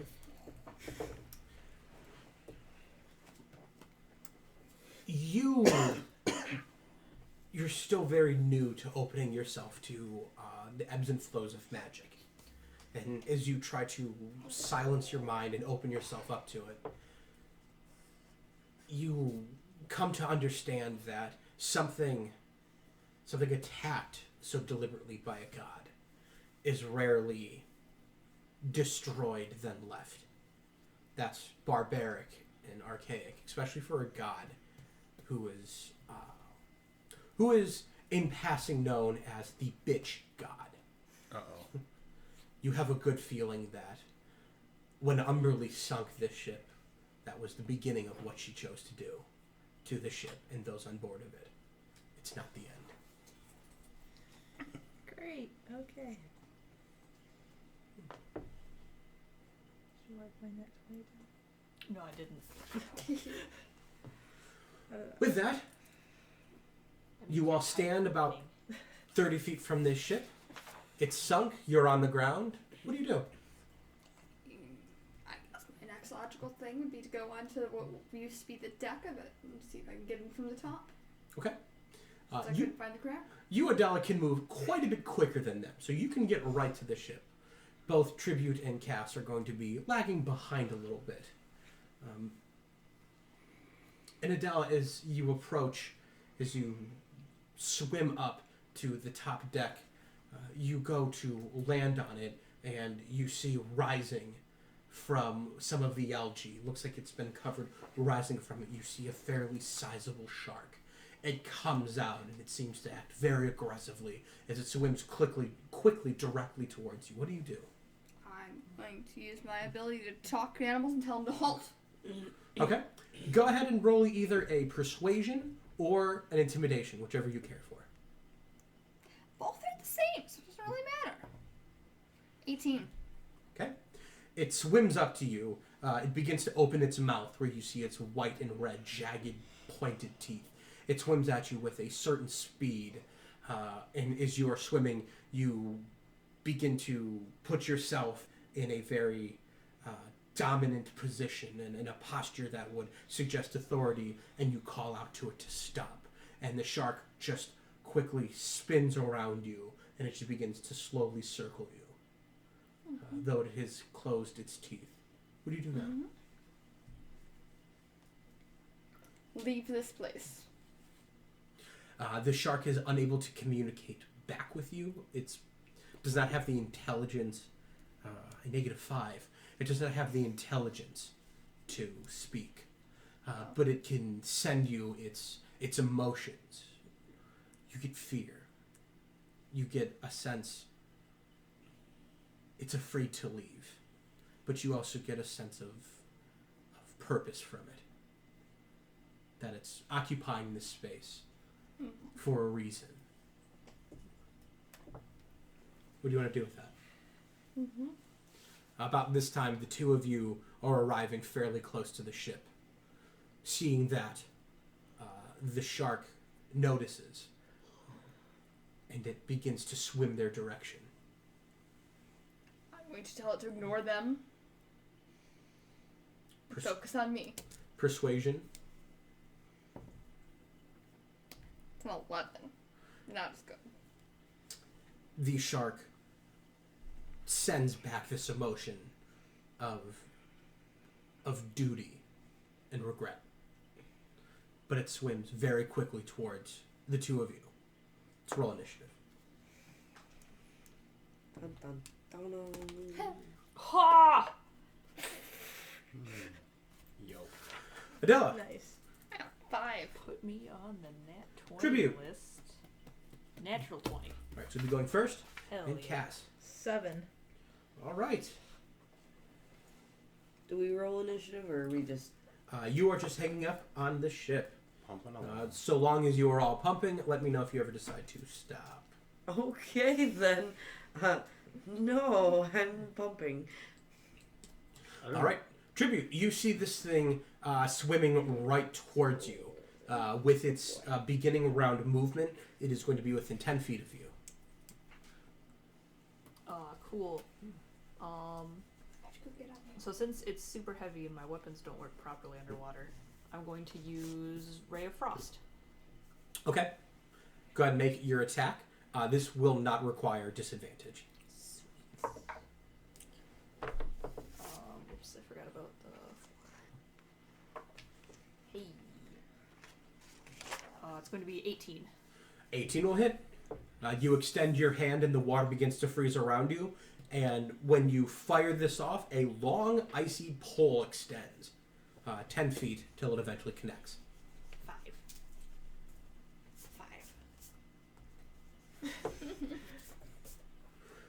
The pole extends and eventually hits the bottom of the shark.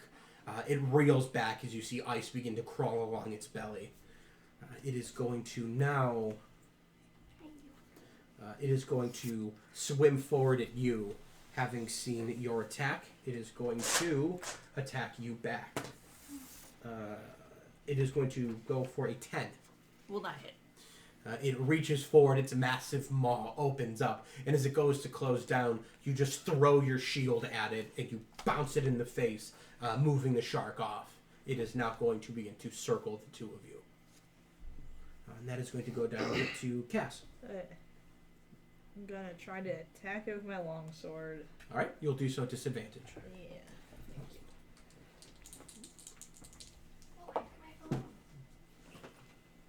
That is God math.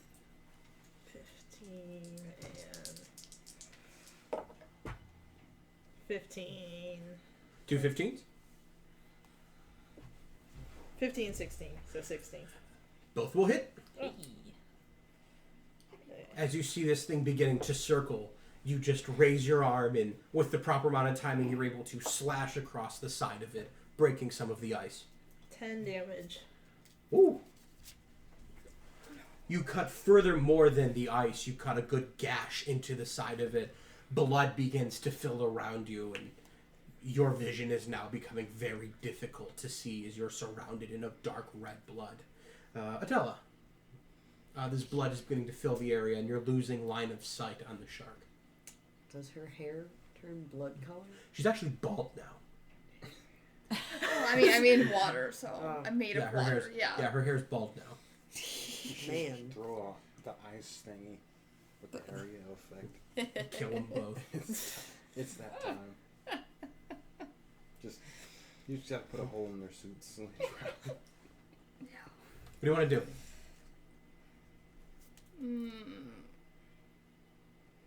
I'm going to go behind the shark and kind of stab with my trident. Okay. Go ahead and make your attack. The shark's in constant motion. It's in a constant circling. It has to or it'll die.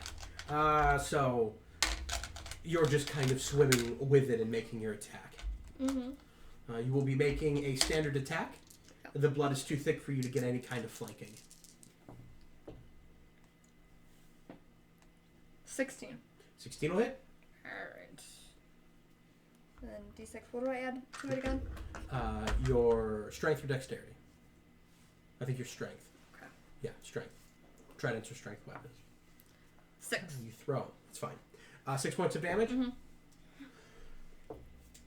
With that, searching through the blood, you thrust your trident forward and you're able to jab into it. The trident sinks deep enough that you're actually now grappled to it.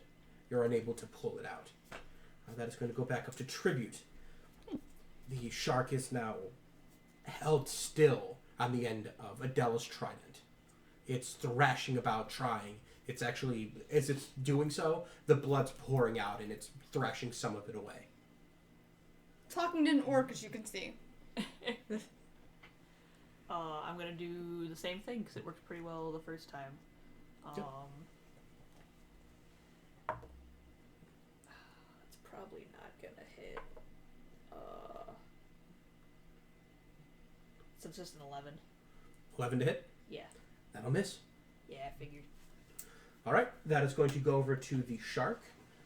He is being held still, and for sharks, especially like this, that is bad for them. So he'll do a Constitution saving throw.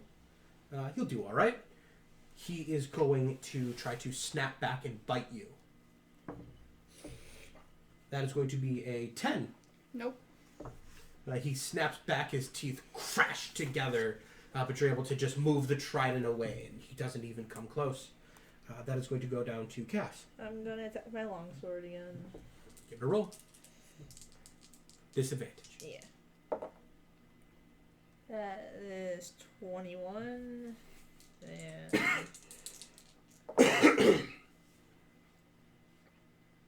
18. Both will hit.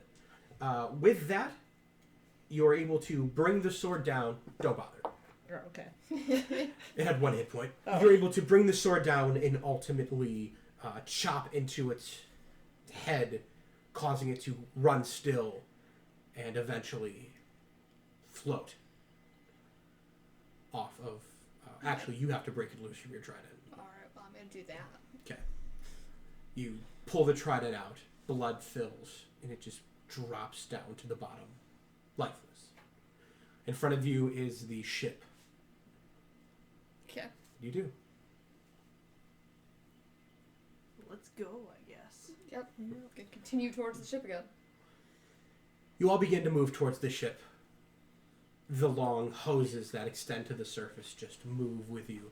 And as you move towards where this algae-filled crack is, you move it out of the way. And when you do so, you look in, and you see piles of bones laying on the ground. And what more, you see what looks like chains, someone chained to a wall. They look almost alive. Their body decomposed and rotted, but they're chained to the wall. They're on their knees, they're facing the wall, head down, wrists in the air, and you see behind what looks like a ghastly figure of bones brought together, not just human bones, but bones of what looks like the teeth of sharks run up the spine of it, what looks like decomposed pieces of starfish clasping to its body to give it a wholeness. It looks like it has arms of octopuses, and they're just coming down and lashing this figure on the back, and it screams with a horrible undead scream for mercy. But this figure doesn't let up. It lashes on this thing's back. The skin tears away and bleeds, but heals back together. Kind of pointless, but can I throw down a divine sense? That's a lot of undead. Listen, I just gotta get that out there.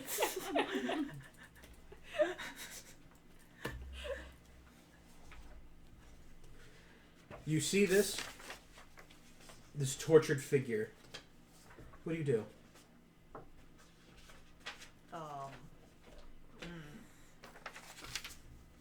Can I see? Does he have any remnants of clothing at all, or is he just like undeadly naked? Which one? The guy who's being lashed repeatedly. Go ahead and roll an investigation. My strong suit. Nat fucking 20. He is clearly wearing what looks like an elven ship captain's uniform. Recalling what I do of the myth that was told me, that this guy is seduced one of Umberlee's priests and then basically left her. I feel no pity. So, with that information, the three of you see this. The figure, whether it has noticed you or not, does not turn. What would you like to do? Is there another way into the ship? No. You look around and you see that the ship is actually kind of expansive. You're just in the front of the ship. You do see around what looks like chests that have been closed. Those tend to surround the figure there. They are actually turned towards facing the figure that is being whipped.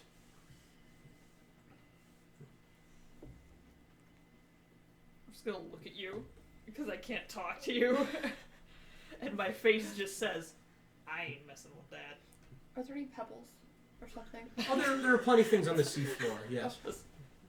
I'm going to take them and do my magic stone. Oh, hold on a second, guys. Okay. What are you gonna do? My magic stone. What does Magic Stone do? Touch 1 to 3 pebbles, imbue them with magic. you or someone else can make a ranged spell attack with them hurling with a sling. All right. Yeah. And so then I'm going to use my sling and sling one at one of the chests to see if anything happens. Okay, go ahead and make an attack roll. Oh shit.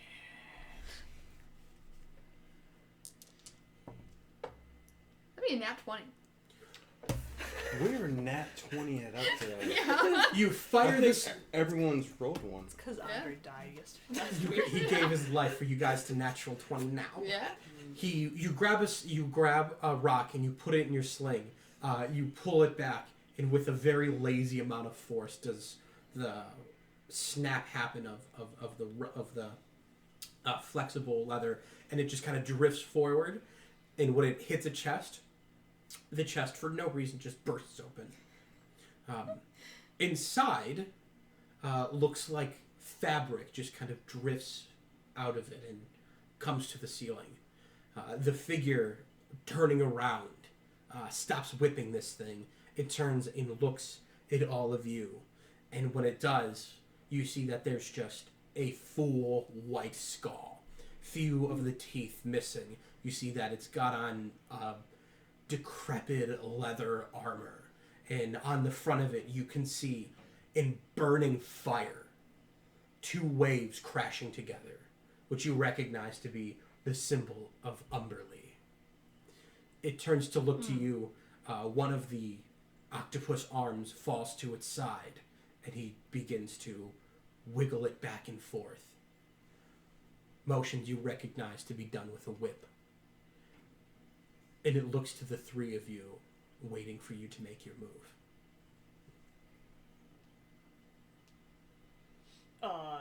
So Tribute and Cass had this minute where they just looked at each other, and Cass was just pointing like, "Let's leave." Man, because I really don't want to fight that thing. As it appears to be, it's undead, but it's clearly like a divine tool, in exacting this man's punishment. So I realize I'm in this terrible clunky diving suit, but I'm kind of like trying to incline the helmet and like do like a symbol of tear thing. You can do it with your hands. You've Yeah. got hands still. Well, it's just gonna look weird. And I'm gonna try and like. No, it's not going to look weird in the helmet, though. It'll look fine. And I'm gonna try and like walk away, just kind of back away, like with my head kind of bowed, like I don't mean to interfere in your work. Tribute backs away. Adela, Cass? And hopefully it I'm will backing let away me. with tribute. Cass backs away. Adela? I'm gonna try talking to this thing. What languages do you speak? Primordial, Common, and Druidic, and Silver. No language you tried, does it understand? Anything else? Gonna throw another pebble. Another chest. Okay. Go ahead and make the roll. Start leaving. That'll be a 17. Okay. You fire at one of the chests. It clunks against one of the chests, and you hear the breaking of a rusted lock, and it kind of cricks. And this thing looks down at the chest. It looks up to you, and it takes a few steps forward.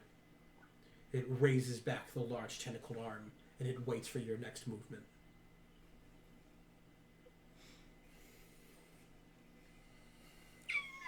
I've got one more pebble. I'm gonna do another chest. All right, it is going to make a whip attack on you before you can do that. And that is going to be an 11 against your AC. Nope. All right, it extends its tentacle forward and it snaps in the water around you. Go ahead and make your attack. That'll be a 9. 10. 10. Yeah.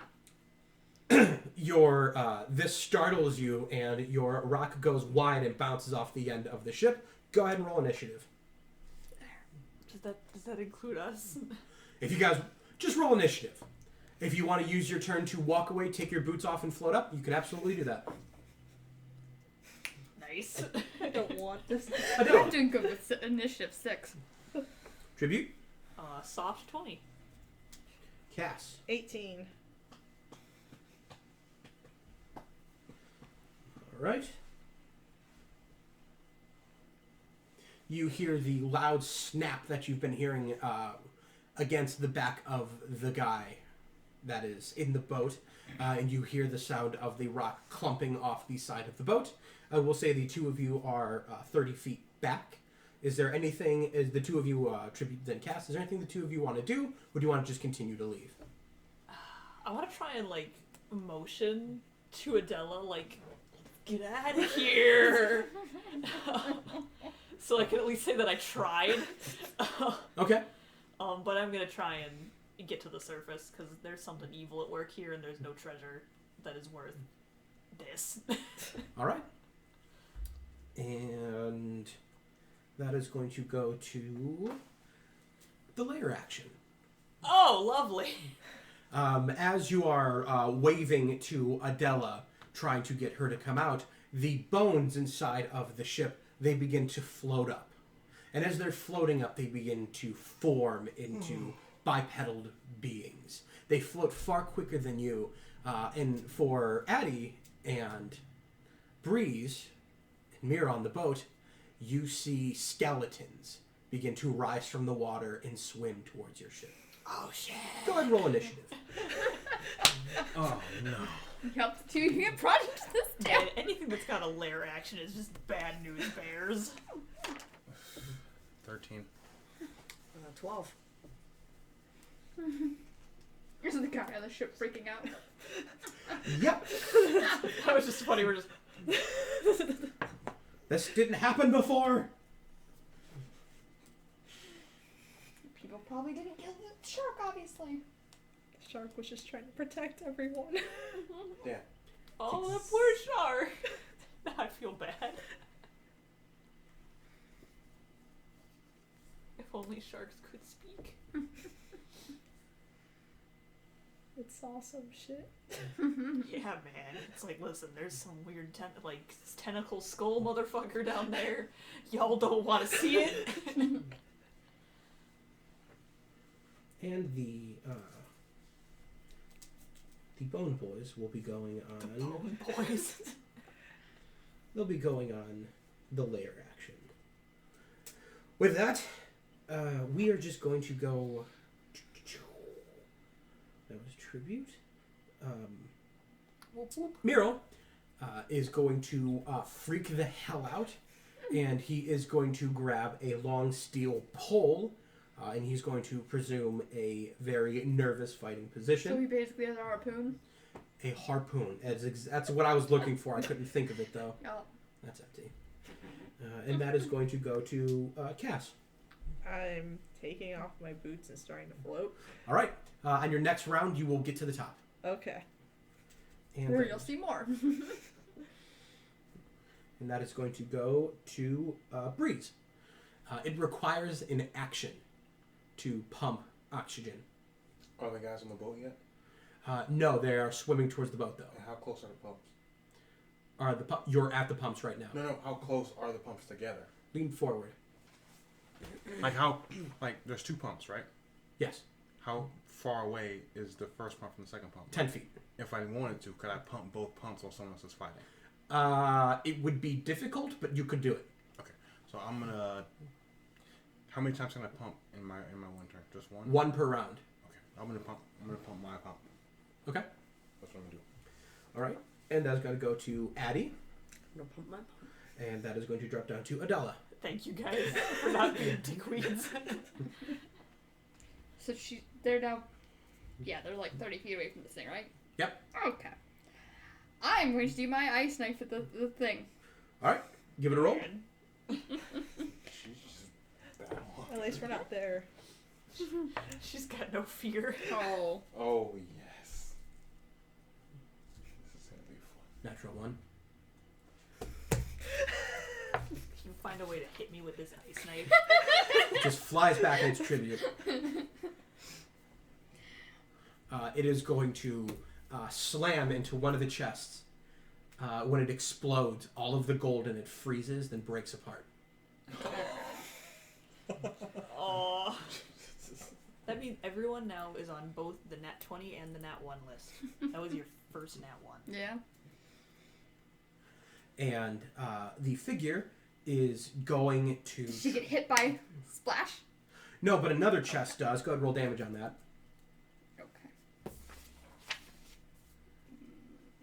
This is a worthwhile count. I'm looking forward to like week 20 or something when we've got like this huge list of 10 points of damage. Mm-hmm. Where the ice knife slams into the chest and freezes all of the gold. It explodes forward, and as it does, it hits a barrel that is nearby. The barrel is filled with something. That something then leaks out and puts kind of a black mist all over everything. So visibility is extremely low. I can fix that. All right. This term, but I can fix that. If you... Actually, because it's something in the air, it doesn't matter if it's dark vision or not. It is going to go to the creature. It is going to try and wrap you in its tentacles. Go ahead and give me a strength saving throw. 7. All right. You are wrapped up in its tentacle, and it is going to pull you closer to it. That is going to be its turn. That's going to go back up to tribute. Have you? I don't think you've deployed. Did you deploy your boots yet? Yeah, I intended to rise to the surface at the end of my last turn. Okay. At the end of this, your suit fully inflates. Your boots are leaving an opening at the bottom of your pants. With that, the air is propelling you straight up. And you arrive at the surface. As you do, you see that there is a lot of bone boys coming towards the boat. Oh, shit.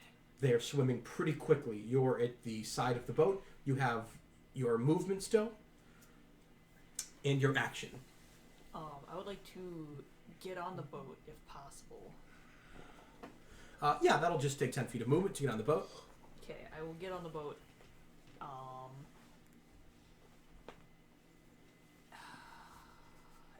Is taking my helmet off an action? Yeah. I'm gonna do it if only because I feel like I need to communicate what is happening down there to everyone who's now being surrounded by bone boys. Okay. So I'm gonna take the helmet off, and I'm gonna say, there is something incredibly evil at work down there. There is some divine punishment being enacted by a creature made of bones, and I, for one, am not willing to get involved in that. Beryl is like, that wasn't down there before. Did you get the shark? The shark was not a problem. The creature that is a manifestation of Umberlee's wrath is. Oh shit, those are true. I thought that was just something somebody made up to scare people off the wreck. I am afraid it is very true. Is there anything else you want to do on your turn? I don't think there's anything else that I can do. Bonus action? I don't think I have anything that is a bonus action. All right. So I'm going to prepare myself for my next action, I guess. Bobbing to the surface, you have arrived. Hooray! With this, Miro is going to use his action to run to the back of the boat, and he's going to begin to pull up the contraption that he uses to propel the boat. With that, their skeletons are going to board the boat. Now, what does it look like when the skeletons swim? Is They're it just like free-floating bones? Or breaststroke. Like a perfect breaststroke. They look phenomenal. In fact, one of them actually looks like the deformed skull of Michael Phelps. I mean, at this point, I'm just imagining the first Pirates of the Caribbean movie, but... That's exactly what And I on was 420, that's perfect. Ford, yep. I mean, it's not 420 anymore. That's true. It is somewhere. 420 somewhere. I'm so glad I wasn't at work today and didn't have to write 420 all over anything. Cause I mean, my in brain Texas, could've it's still handled that. 420. Because they're an hour behind us. And so many people called off. All right, that is going to be 3 skeletons. They're going to get on board, and they are going to first. Have anyone call off? One is going to first attack Miro. Because everyone smokes outside the building. Skeleton blows, dude. Good. The skeleton runs up, holding up the most dangerous weapon known to sailors. A rusted scimitar.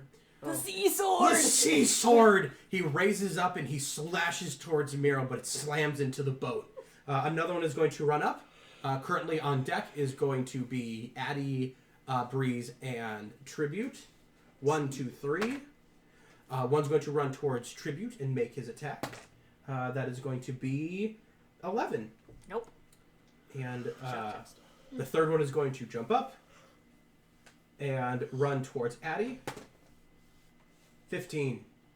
Yeah. And that's a sad roll. Man, if only we could have Oh traded my skills. God. Ah! Were you looking? No, I wasn't even here. 6 points of slashing. That's like, what, 2/3 of your health? Man, that skeleton dies first. All right. Cass, you have surfaced. You were right by the boat. Hey, Thank God. I'm gonna get on the boat. Alright. And I'm gonna attack the skeleton that attacked Daddy. Daddy All right. You will have flanking. I will? Yes. Okay. I just like to think that, Yeah, I like, got this. with the going into the room is like, trust me, I know what I'm doing. Gets impaled. Trust me, I'll protect you. That's Addie's got a good heart. Unfortunately, everyone's trying to find it. 23. God. 23 will hit. Go ahead, roll damage. Breeze, you're next. There's no reason for you to be on the pumps. 11 damage. Okay. Thank Nice. God. All right. You take a solid slash at this, and when you do, you send the bone scattering into the water. And just as the only thing that remains now are 2 legs, the pelvis, and an arm with a sword, but it's still up and moving. Damn. Breeze, That's it's all your it turn. needs. Casting a spell, does that count as an action? Yes. Using a spell, that'll cost an action. Yes. Okay. Then I'm gonna hit Addie with a healing word. Okay. What? gonna be That one's D4. actually a bonus action. Is it? Yep. Oh, then I'm gonna grab my staff with 2 hands and I'm gonna whack the nearest skeleton. as That hard will as I be can. closest to Addie. Yeah, I'm gonna whack him. All right. Go ahead and roll against the skeleton first. I feel so loved. What did I do to deserve this? That'll hit, Yeah. You look Go ahead, roll pathetic damage. enough. Right? which will be a D8. D8, yeah. I Stabbed guess. you and you were like, I immediately ran to you. 7, 9. The skeleton explodes as you send the bones flying back into the sea. And then I say, heal, bitch! That is a D4 plus your modifier. Is that correct? I believe Yes. so, yes. All right. I That don't is actually going. say bitch. That's not nice.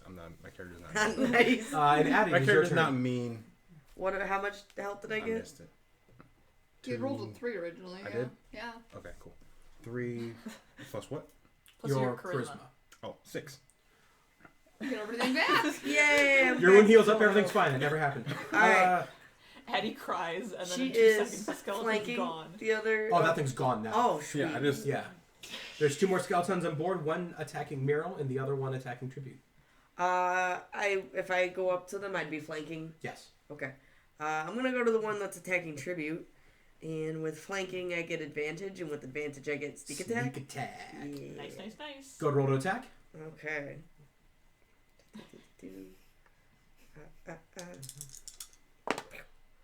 Alright. I didn't need to go, but I did. 19? Hits. Alright. Roll for the crit. Oh, yeah, I do have advantage, don't I? No. I got Oh. 5. Listen, So always there's a worth chance. rolling for. I forgot I have advantage. With sneak attack, crits are real tasty. Man, please never say that. please say that I every single didn't need session. that in my brain. Adela, you're gonna be next. So keep in mind. Could what have you said they do. were crunchy. Is that better? And then That sneak you attack said that one. is D6. Right. Hey, that is 8 damage. It's a nice All right. moist crit. I will come over there. Fight. She said it. I said it first. With your ability to sneak up behind it, you just take your dagger and you slam the Oh, handle rapier. of it. Oh, the rapier? You slam the handle of it against the spine, causing all of the bones to just kind of fall apart at it. Oh, okay. But what only remains is the single leg, the pelvis, and the skull that now has the scimitar in its mouth. So the skull's like in the pelvis? Yeah. Okay. So like coming out of the pelvis is the scimitar. Oh, Yes. gotcha. Yep. Adele. Okay. I don't like where it can Am I aim. able to attack even though I'm being held, or do I have to use my action to get out? You can try and get out with an action, or you can attack. Oh, I can attack. Okay. I'm attacking. I'm taking my trident with 2 hands. Okay. That makes it D8. You have disadvantage. I keep seeing the box of rainbow wafers, and I'm like, candy? And it's like, nope. Dice. I keep doing that too, and I'm rolling in it.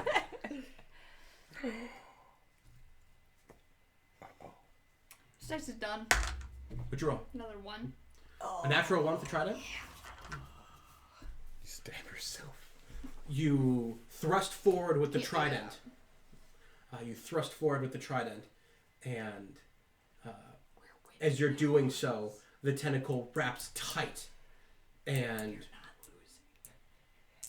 you feel, weirdly for the first time, something hard. And as your grip slips, everything goes black. And that is going to go to the white. You guys don't know what it does. That goes back up to tribute. Oh. Oh. Ominous. Are we gonna lose another character? Hope not. So there's half a skeleton attacking Mural, or half a skeleton attacking me. You attack the one on me, right? Yes. Oh, and there's still the whole skeleton attacking Mural.